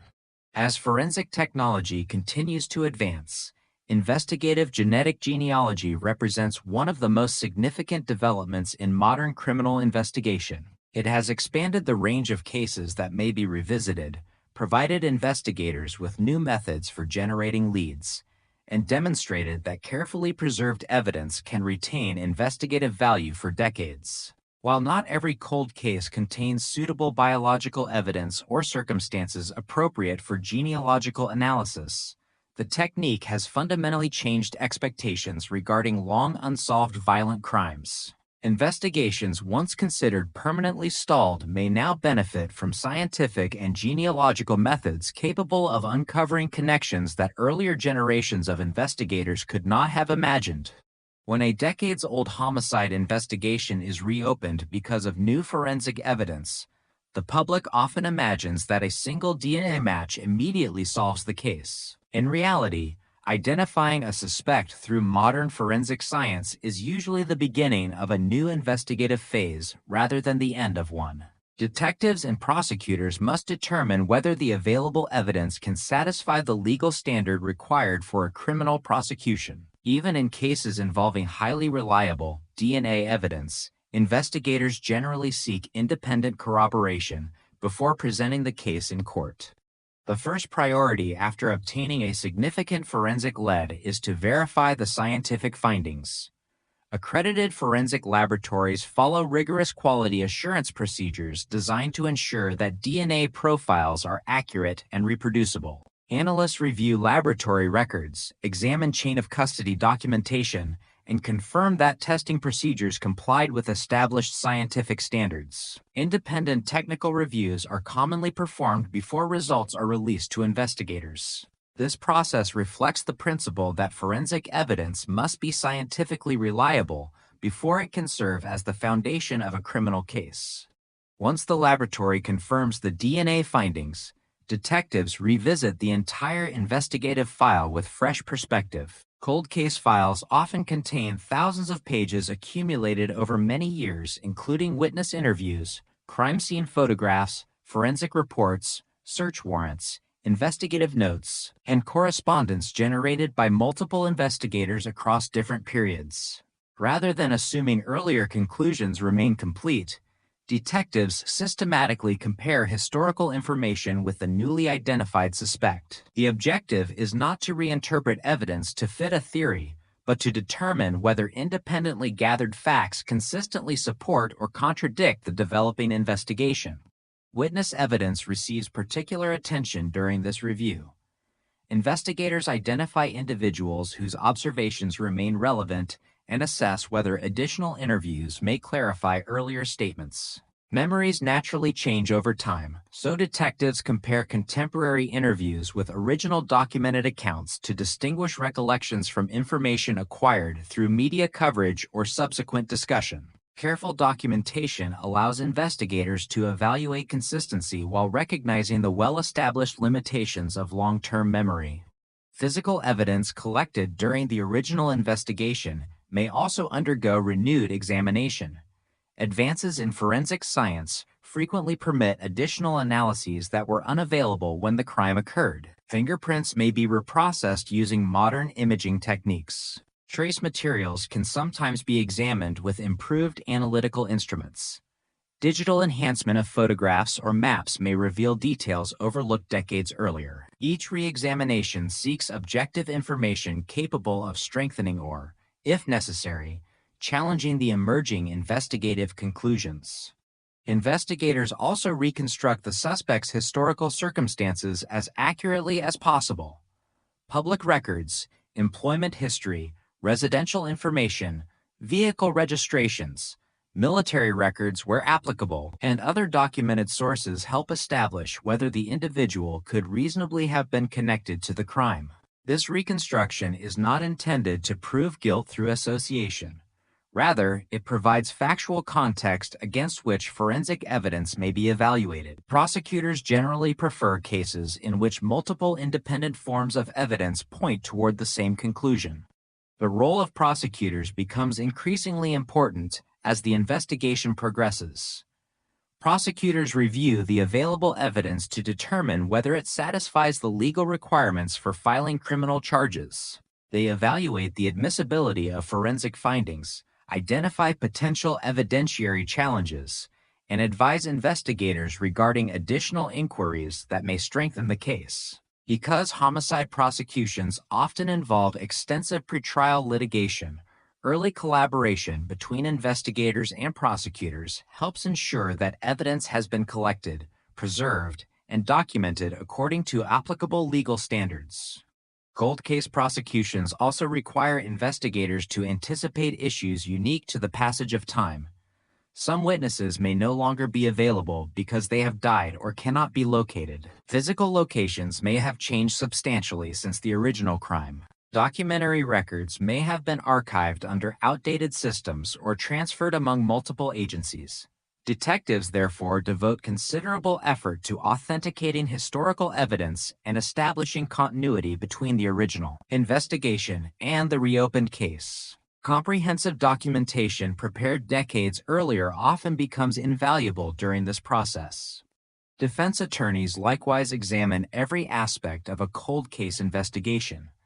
They may challenge laboratory procedures, question witness reliability, scrutinize evidence preservation, or argue that the passage of time has impaired the fairness of the proceedings. These challenges underscore why investigators seek corroborating evidence whenever possible. A case supported by multiple independent sources of reliable information is generally more resilient than one relying upon a single category of evidence alone. The preservation of evidence throughout the investigation remains essential. Chain of custody records demonstrate who handled each item of evidence and under what circumstances. Secure storage protects biological material, documents, and physical exhibits from loss, contamination, or alteration. Cortez frequently examined these procedures closely because confidence in forensic conclusions depends not only upon scientific testing, but also upon confidence that the tested material remained authentic from the moment of collection through laboratory analysis and eventual presentation in court.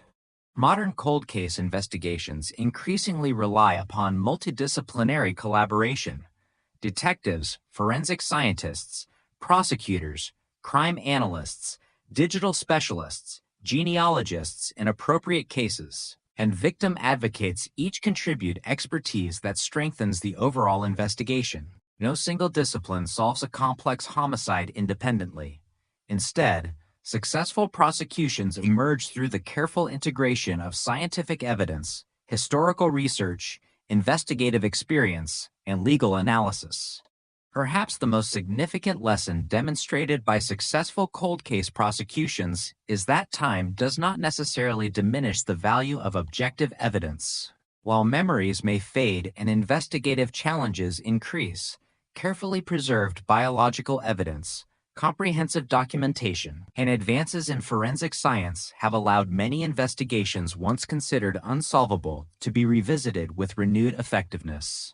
DNA profiling has transformed criminal investigation, but its greatest strength lies not in replacing traditional detective work. Rather, it provides a powerful scientific foundation upon which investigators can build a comprehensive case supported by multiple forms of reliable evidence.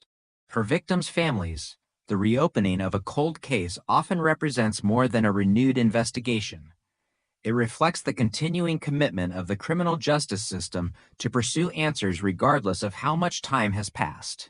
Building a prosecutable homicide case decades after the crime requires patience, precision, scientific rigor, and meticulous attention to detail. It is a process measured not by dramatic moments, but by the careful accumulation of verified facts, each contributing to a body of evidence capable of withstanding scrutiny in court and bringing long-awaited accountability to crimes that once seemed destined to remain unresolved. The press conference is scheduled only after investigators and prosecutors determine that sufficient information can be shared without jeopardizing the ongoing judicial process. Television cameras line the room, reporters fill every seat, and microphones from local and national news organizations crowd the podium. Many journalists covering the announcement were not yet born when the original crime occurred, a reminder of how much time has passed since April Tinsley's murder first shocked the community. A senior law enforcement official opens the briefing by acknowledging the decades-long investigation and recognizing the dedication of generations of detectives, forensic scientists, crime scene personnel, prosecutors, and support staff who contributed to the case over many years. The official also expresses sympathy for April's family, emphasizing that the announcement cannot undo their loss, but represents an important step in the pursuit of justice. Investigators explain, in general terms, that advances in forensic DNA analysis played a critical role in reopening the investigation. They note that biological evidence collected and carefully preserved during the original investigation remains suitable for modern scientific testing. Officials further explain that investigative genetic genealogy helped generate an investigative lead, while emphasizing that genealogical research itself did not establish guilt. Instead, it directed investigators toward an individual whose DNA was later compared through established forensic procedures with the biological evidence recovered during the investigation. Questions from reporters focus on how a case could remain unsolved for so many years. Investigators explain that forensic science has advanced significantly since the late 1980s, and that technologies unavailable during the original investigation are now capable of analyzing evidence in ways previously impossible. They stress that the outcome reflects both scientific progress and the meticulous preservation of evidence by the original investigative team. Officials decline to discuss specific evidentiary details that may become relevant in future court proceedings. They avoid commenting on potential trial issues, possible motives, or matters not yet presented in court. Throughout the briefing, they reinforce a central principle of the criminal justice system. An arrest marks the beginning of formal judicial proceedings, and the accused is entitled to the presumption of innocence unless and until proven guilty in court. The briefing concludes with a broader message to the public. Law enforcement leaders encourage continued cooperation in unresolved investigations and emphasize that cold cases are not forgotten. They explain that agencies across the country continue reviewing unsolved homicides as forensic science evolves, recognizing that evidence collected decades earlier may acquire new significance through modern analytical techniques. The announcement ends not with celebration, but with a measured acknowledgement that while scientific advances have created new opportunities for accountability, the ultimate determination of guilt remains the responsibility of the court. Following the 2018 arrest in the murder of April Tinsley, the reaction across Fort Wayne and the surrounding communities of Northeast Indiana was marked by a mixture of relief, reflection, and renewed grief. The case had remained part of the region's collective memory for 3 decades, and many residents remembered not only the crime itself but also the fear that followed it. For many longtime residents, the announcement that a suspect had been identified through advances in forensic DNA technology came as a surprise. People who had participated in neighborhood searches, volunteered during the original investigation, or followed the case closely in 1988 recalled the profound impact the murder had on daily life. Parents who had once allowed children to play freely outdoors described how the crime permanently changed family routines, with many becoming far more cautious about allowing children to walk or ride bicycles alone. April Tinsley's family publicly expressed appreciation for the investigators who continued working the case over many years. Although the arrest could not undo decades of loss, family members indicated that identifying a suspect brought long-awaited answers after years of uncertainty. Their statements generally emphasized remembrance of April rather than focusing solely on the individual accused of the crime. Law enforcement officials also acknowledged the work of multiple generations of investigators. Detectives involved in the original investigation had retired long before the arrest, but many were recognized for preserving evidence and maintaining detailed case files. Officials emphasized that solving the case was the result of cumulative efforts spanning decades rather than the work of a single investigative team. They frequently pointed to the careful preservation of biological evidence as one of the key factors that made later forensic breakthroughs possible. The case also attracted national attention because it illustrated the growing role of forensic DNA analysis and investigative genetic genealogy in resolving cold cases. Criminal justice professionals viewed the investigation as an example of how modern scientific methods could complement traditional detective work. Many agencies cited the case when discussing the importance of reviewing unsolved homicides in light of advances in forensic technology. Within the broader community, the arrest prompted renewed conversations about other unresolved cases.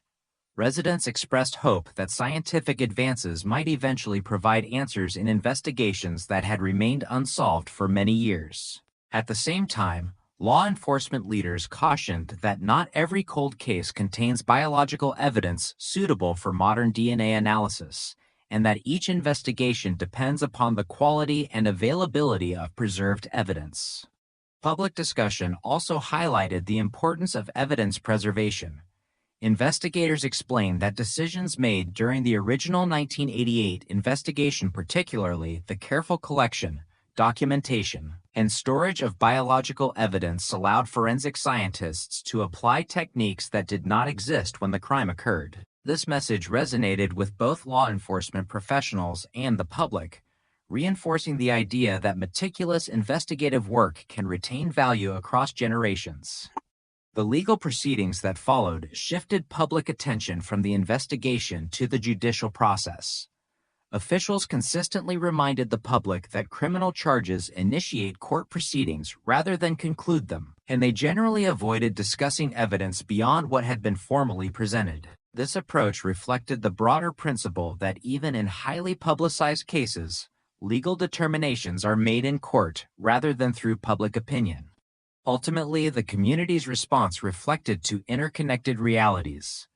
The arrest brought a measure of resolution to a homicide that had shaped local memory for 30 years, while also serving as a reminder of the lasting impact violent crime can have on families, investigators, and entire communities. The case demonstrated that although the passage of time complicates criminal investigations, advances in forensic science, combined with the careful preservation of evidence and persistent investigative effort, can create opportunities to revisit cases once thought unlikely to be solved. The conclusion of a homicide trial does not necessarily mark the end of the judicial process.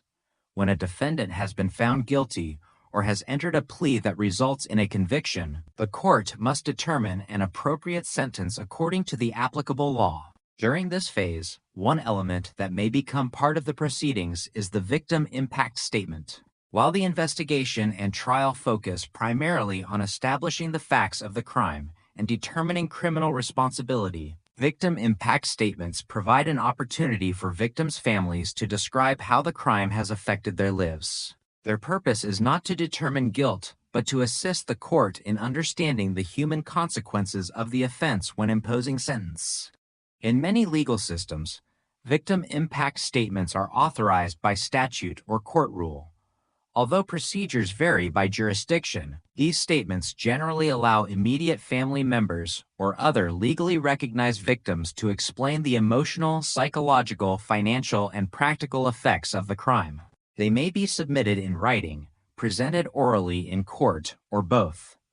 The court considers these statements as part of the sentencing process while remaining bound by the governing sentencing laws and any applicable constitutional protections. Homicide cases present unique circumstances because the direct victim cannot speak on their own behalf. Family members often describe the lasting effects of losing a child, parent, spouse, sibling, or other loved one. Their statements may address changes in family relationships, emotional well-being, daily life, and long-term plans altered by the loss. In cold case prosecutions, these statements may also reflect the additional burden of living with uncertainty for many years before the case reached a resolution through the criminal justice system. The role of a victim impact statement differs fundamentally from the evidence presented during trial. During the trial itself, testimony and exhibits are introduced to establish whether the prosecution has proven the charged offense beyond a reasonable doubt. Victim impact statements, by contrast, are generally presented only after guilt has been established through a verdict or plea. They do not prove the elements of the offense and are not intended to influence the determination of guilt or innocence. Instead, they help inform the court about the consequences of the crime when deciding an appropriate sentence within the limits established by law. Courts typically provide guidance regarding the content of victim impact statements. Family members are encouraged to describe the effects of the crime on their lives rather than speculate about matters outside their personal knowledge. Statements often discuss emotional loss, changes in family routines, the absence of important life events that the victim was unable to experience, and the continuing impact of grief over time. In cases involving children, Families sometimes describe milestones that were never reached, emphasizing the enduring nature of the loss. Judges carefully distinguish between the emotional significance of these statements and the legal factors governing sentencing. Sentencing decisions generally require consideration of multiple statutory factors, which may include the seriousness of the offense, the circumstances surrounding the crime, the defendant's criminal history, applicable sentencing guidelines, and other legally relevant information. Victim impact statements contribute to this broader assessment, but do not replace the court's obligation to apply the law impartially. Defense counsel also plays an important role during sentencing. Attorneys may present mitigating information concerning the defendant, address legal issues affecting the sentencing decision, or argue for a sentence authorized by law that differs from the recommendation sought by the prosecution. The adversarial process therefore continues during sentencing, although its focus shifts from determining criminal responsibility to identifying an appropriate legal consequence following conviction. In cold case homicide prosecutions, victim impact statements often carry additional historical significance. Families may describe not only the immediate effects of the homicide, but also the decades spent without answers while the investigation remained unresolved. They may explain how technological advances eventually renewed hope, how investigators maintained contact over the years, or how the eventual resolution affected multiple generations of the family. Such statements illustrate the long-term human impact of unsolved violent crime while remaining distinct from the scientific and legal evidence that establish guilt. Victim advocates frequently assist families throughout this process. These professionals help explain courtroom procedures, provide emotional support, coordinate communication with prosecutors, and prepare family members for the sentencing hearing. Their role is particularly important in complex homicide cases where legal proceedings may involve extensive testimony, significant public attention, or emotionally difficult evidence. Modern criminal justice systems increasingly recognize that victims and their families have important interests beyond the determination of guilt. While the prosecution represents the interests of the state in enforcing criminal law, victim impact statements provide families with a structured opportunity to describe the personal consequences of the offense within the legal framework established by the court. This participation acknowledges that homicide affects not only the immediate victim, but also parents, children, siblings, spouses, friends, and entire communities whose lives are permanently altered. At the same time, courts remain committed to balancing victims' participation with the rights of defendants and the requirements of due process. Sentencing must remain consistent with applicable law, constitutional protections, and established judicial procedures. Victim impact statements therefore function as one component of a broader sentencing process rather than as independent evidence determining punishment. The growing recognition of victim participation reflects an evolving understanding of justice in homicide cases.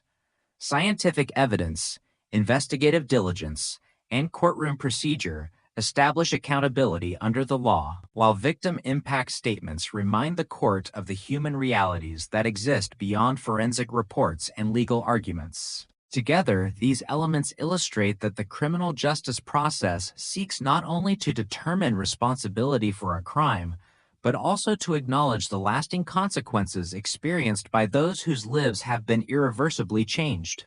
For many years, once a homicide investigation exhausted every available lead, it often entered a period of relative inactivity. Detectives had interviewed witnesses, processed the crime scene, examined forensic evidence, and pursued every reasonable suspect, yet the case remained unsolved. These investigations became known as cold cases, not because they were forgotten, but because no immediate investigative opportunities remained. Today, many law enforcement agencies address these cases through dedicated cold case units, specialized teams whose primary mission is to review unsolved homicides using modern investigative techniques and scientific advances. Unlike the original investigative teams that responded immediately after a crime occurred, Cold case investigators approach a case with the benefit of time. Although the passage of years presents challenges such as fading memories and unavailable witnesses, it also offers important advantages. Advances in forensic science, expanded criminal databases, digital record systems, and improved analytical methods allow investigators to examine historical evidence from perspectives that were impossible when the crime first occurred. The work of a cold case unit typically begins with a comprehensive review of the original investigative file. These files often contain thousands of pages of reports, photographs, witness interviews, laboratory records, search warrants, evidence inventories, maps, and correspondence accumulated over many years. Detectives do not assume that earlier investigators made mistakes. Instead, they seek to understand precisely what information was available at each stage of the investigation, which leads were pursued, how evidence was evaluated, and what questions remained unanswered. This historical review preserves continuity while identifying opportunities created by modern investigative tools. Evidence preservation plays a central role in nearly every cold case investigation. Biological samples, fingerprints, trace materials, clothing, and other physical exhibits collected years or decades earlier may remain scientifically valuable if they were properly stored and documented. Modern forensic laboratories frequently possess analytical capabilities that did not exist when the evidence was originally examined. Consequently, material once considered inconclusive may now yield useful scientific information. Decisions made by crime scene personnel during the original investigations, such as careful packaging, contamination prevention, and meticulous chain of custody documentation, often determine whether later forensic testing is possible. Advances in DNA profiling have fundamentally changed the work of cold case units. Early forensic techniques frequently required relatively large, well-preserved biological samples to produce useful results. Contemporary laboratories can often generate DNA profiles from much smaller or more degraded material using improved extraction methods and highly sensitive analytical technologies. When a DNA profile is successfully developed, investigators may compare it against appropriate criminal justice databases to determine whether a known individual has previously provided a matching sample under applicable legal authority. In cases where conventional database searches do not identify a suspect, investigators may, when permitted by law and agency policy, consider investigative genetic genealogy. This approach combines forensic DNA analysis with genealogical research to identify potential relatives of an unknown individual through genealogy databases that allow law enforcement matching under defined conditions. Importantly, genealogical analysis generates investigative leads rather than establishing criminal responsibility. Any individual identified through genealogical research must still be investigated using traditional police methods, and any forensic conclusions must be independently confirmed through standard laboratory DNA comparisons before they can serve as evidence in criminal proceedings. Cold case investigations rely upon collaboration among multiple disciplines.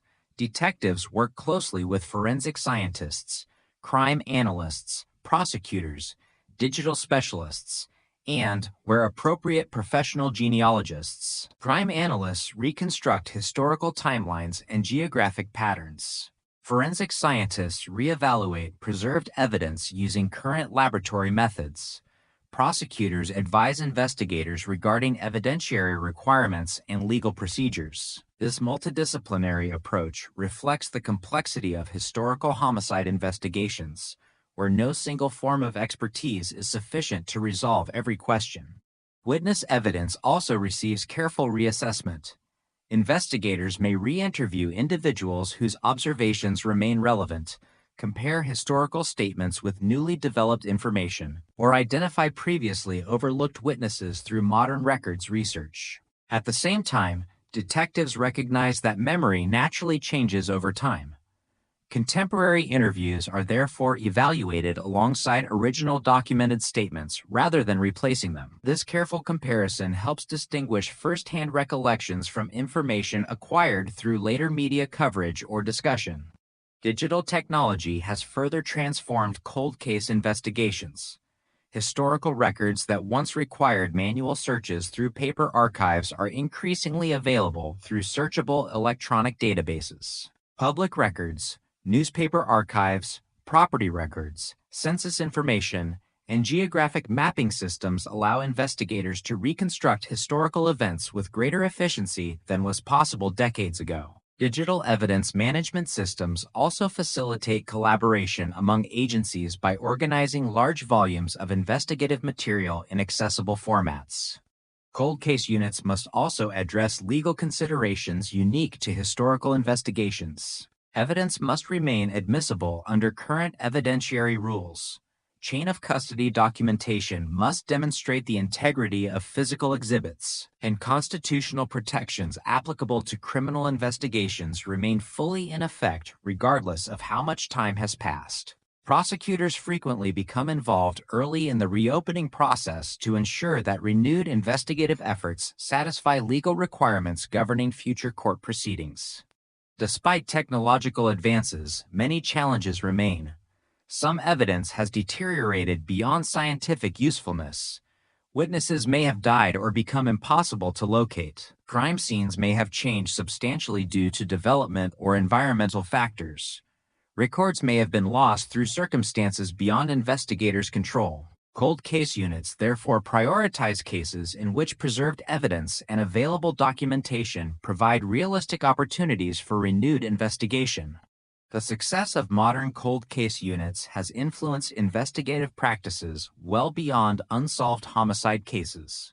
Law enforcement agencies increasingly emphasize comprehensive documentation, long-term evidence preservation, and regular review of unresolved investigations. Crime scene personnel understand that evidence collected today may be examined using technologies not yet invented. This perspective encourages meticulous forensic practices designed not only to support current investigations but also to preserve opportunities for future scientific advances. Cold case investigations demonstrate that criminal justice is often a long-term process rather than a single event. Scientific innovation alone does not solve decades-old homicides, nor does persistence by itself overcome every investigative obstacle.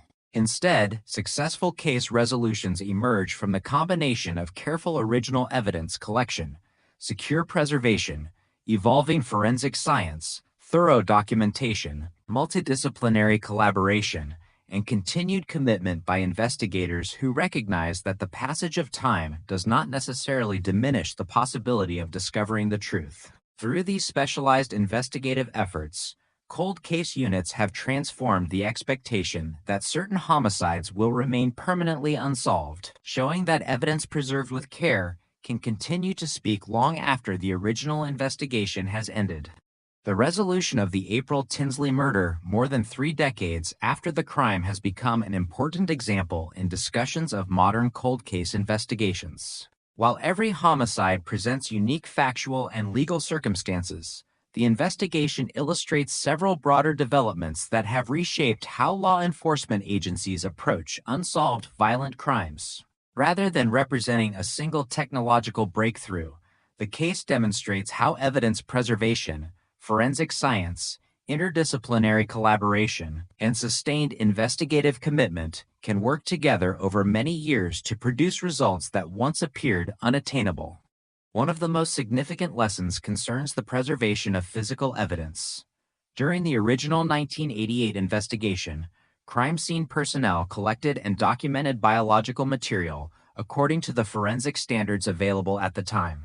Although investigators could not anticipate the precise DNA technologies that would emerge decades later, they understood the importance of maintaining evidence in a condition suitable for future examination. Secure packaging, careful labeling, contamination prevention, and complete chain of custody documentation ensured that biological evidence remained available for scientific analysis long after the original investigation had reached an impasse. The case also highlights the evolution of forensic DNA analysis. In the late 1980s, forensic genetics remained a developing discipline with capabilities far more limited than those available today. Modern laboratories can often analyze biological samples that earlier investigators could not fully utilize, producing DNA profiles from much smaller or more degraded material through improved extraction methods, amplification techniques, and analytical technologies. The April Tinsley investigation demonstrates how advances in laboratory science can expand the value of evidence preserved many years earlier. A further influence has been the growing recognition of investigative genetic genealogy as a valuable investigative tool in appropriate cases. When conventional DNA database searches fail to identify the source of crime scene biological evidence, investigators pursued genealogical analysis under applicable legal and policy frameworks. This approach generated an investigative lead that was subsequently confirmed through traditional forensic DNA comparison. The distinction between these two processes has become an important lesson for law enforcement agencies. Genealogical research assists investigators in identifying potential suspects, while conventional forensic DNA testing provides the evidentiary comparison used within the criminal justice system. The investigation also illustrates the importance of multidisciplinary collaboration. Successful cold case investigations increasingly depend upon cooperation among detectives, forensic scientists, crime analysts, prosecutors, digital specialists, and, when appropriate, professional genealogists. Each discipline contributes expertise unavailable to the others. Detectives reconstruct historical events, forensic laboratories analyze preserved evidence, genealogists identify potential investigative leads, prosecutors evaluate legal requirements, and analysts integrate large volumes of historical information into coherent investigative frameworks. The April Tinsley investigation demonstrated that effective communication among these specialties can significantly enhance investigative effectiveness. Documentation has emerged as another enduring lesson.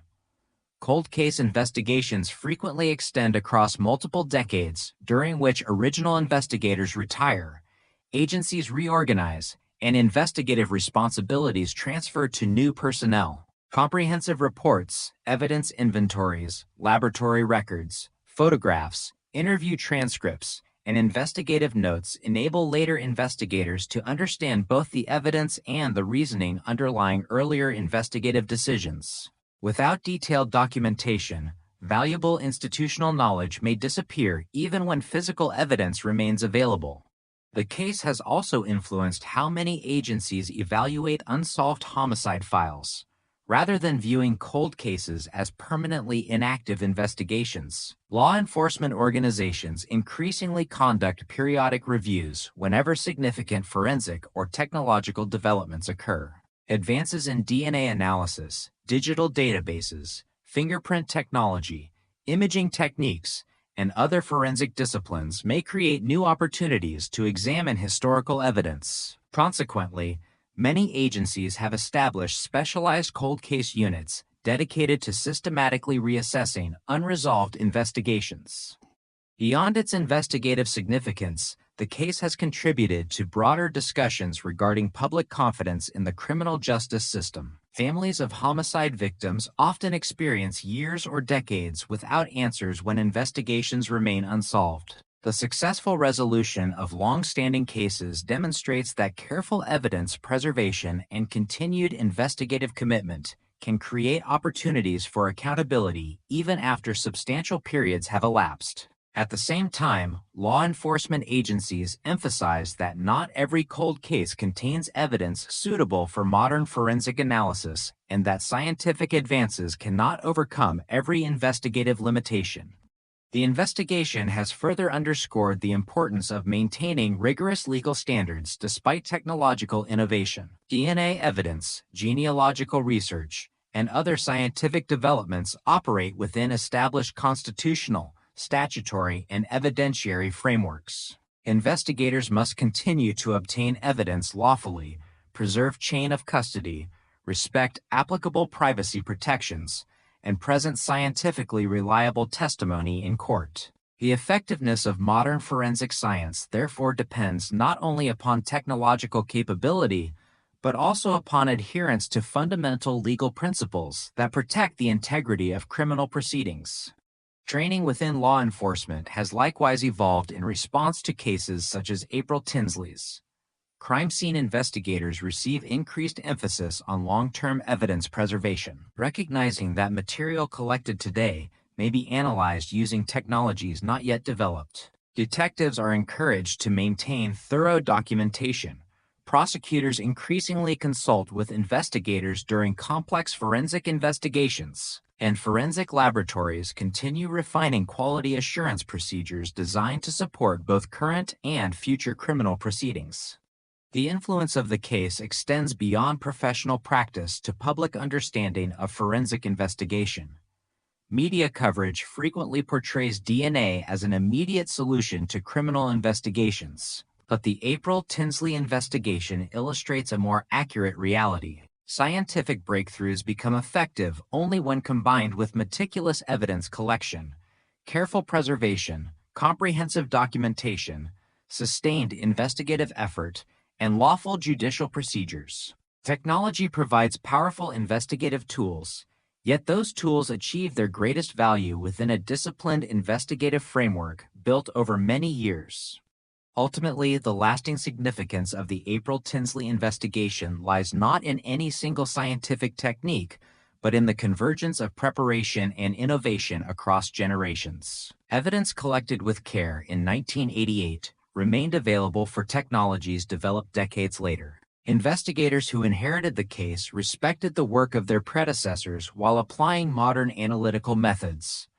Prosecutors and forensic scientists translated complex scientific findings into evidence capable of supporting legal proceedings. Together, these efforts demonstrated that while time may complicate homicide investigations, it does not necessarily diminish the possibility of discovering the truth. The case continues to serve as an important example of how perseverance, scientific progress, and professional collaboration can reshape expectations regarding the investigation of long unsolved violent crimes.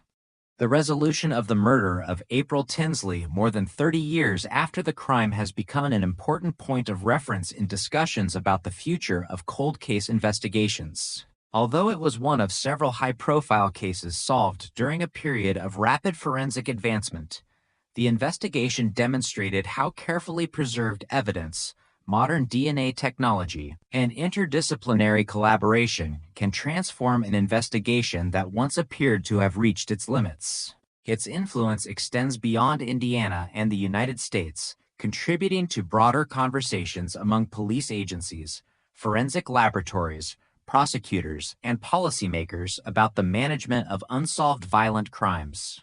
One of the most significant contributions of the case has been its reinforcement of the importance of preserving biological evidence. Long before sophisticated DNA technologies became available, investigators collected and stored biological material using accepted forensic procedures.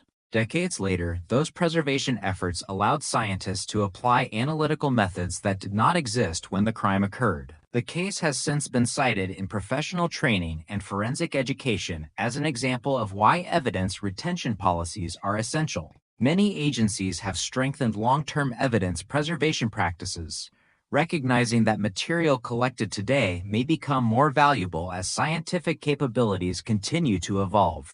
The investigation also highlighted the practical value of revisiting unsolved homicide files.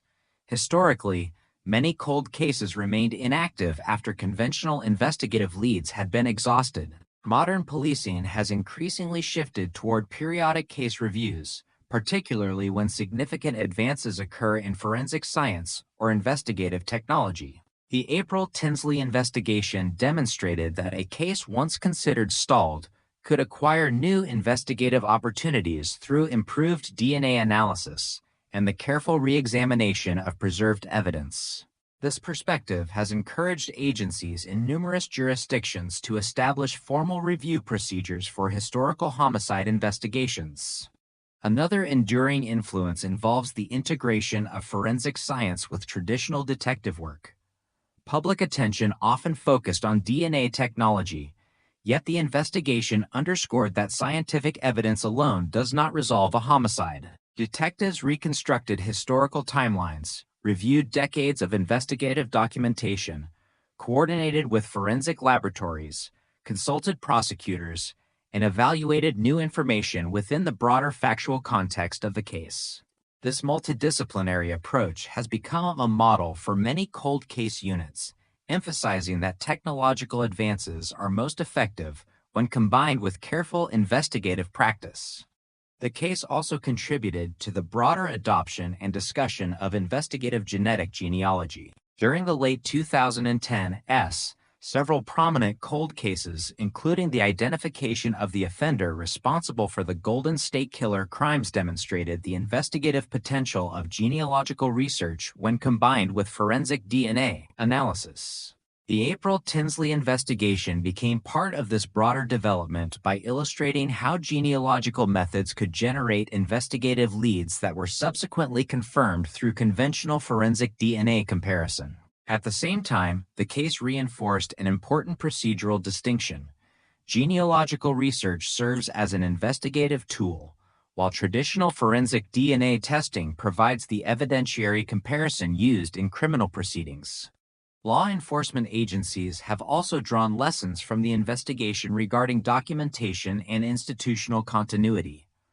Cold case investigations frequently extend across multiple generations of investigators. Original detectives may retire, agencies may reorganize, and investigative responsibilities may transfer to new personnel. Comprehensive reports, evidence inventories, crime scene photographs, laboratory records, and interview summaries allow later investigators to understand not only what evidence exists, but also how earlier investigative decisions were made. The April Tinsley case demonstrated that thorough documentation preserves institutional knowledge as effectively as evidence preservation safeguards physical exhibits. Professional education within forensic science and criminal investigation has likewise reflected lessons associated with the case. Training programs increasingly emphasize contamination prevention, secure evidence storage, chain of custody procedures, and interdisciplinary communication. Crime scene investigators are encouraged to collect and preserve evidence with the understanding that future technologies may extract information unavailable through current analytical methods. Detectives receive instruction regarding the importance of detailed investigative records capable of supporting future case reviews many years later. The investigation has also influenced public expectations concerning unsolved crimes. Families of victims, community members, and policymakers have increasingly recognized that advances in forensic science may create opportunities to revisit investigations long after the original crime occurred. At the same time, criminal justice professionals consistently emphasize that not every cold case contains biological evidence suitable for DNA analysis, and not every investigation will benefit from genealogical research. Scientific innovation expands investigative possibilities, but does not eliminate the need for careful evidence evaluation, lawful investigative procedures, and corroborating information. Another important legacy involves collaboration across institutional boundaries. Modern cold case investigations often require cooperation among local police agencies, state laboratories, federal partners, prosecutors, academic researchers, and forensic specialists. The April Tinsley investigation illustrated how successful case resolution depends upon coordinated expertise rather than isolated effort. This collaborative model has become increasingly common as forensic investigations grow more technically sophisticated and multidisciplinary. The legal significance of the case has been equally important.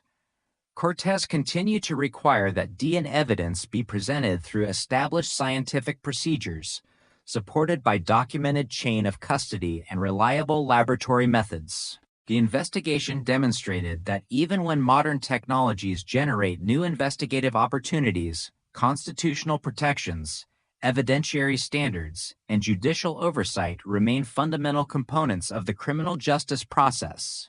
Scientific innovation, therefore, operates within, not outside, the legal framework governing criminal prosecutions.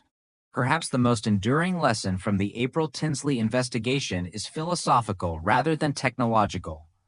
The case illustrates that a homicide investigation is not necessarily limited by the scientific capabilities available at the time the crime occurs. Instead, careful evidence collection, secure preservation, comprehensive documentation, and sustained institutional commitment allow future investigators to apply methods that earlier generations could not have imagined. This perspective has reshaped how many law enforcement agencies view unsolved homicides, encouraging long-term stewardship of evidence and continued investment in cold case review programs. Today, the April Tinsley investigation is remembered not simply because it was solved after many years, but because it demonstrated how modern criminal justice can bridge generations. Original investigators preserved evidence without knowing how it might one day be analyzed. Later forensic scientists developed technologies capable of extracting new information from that evidence. Detectives and prosecutors integrated scientific findings with traditional investigative methods to build a legally supportable case. Together, these efforts illustrate a broader transformation in homicide investigation, one in which persistence, scientific progress, and professional collaboration have expanded the possibility of resolving crimes that once appeared destined to remain permanently unsolved.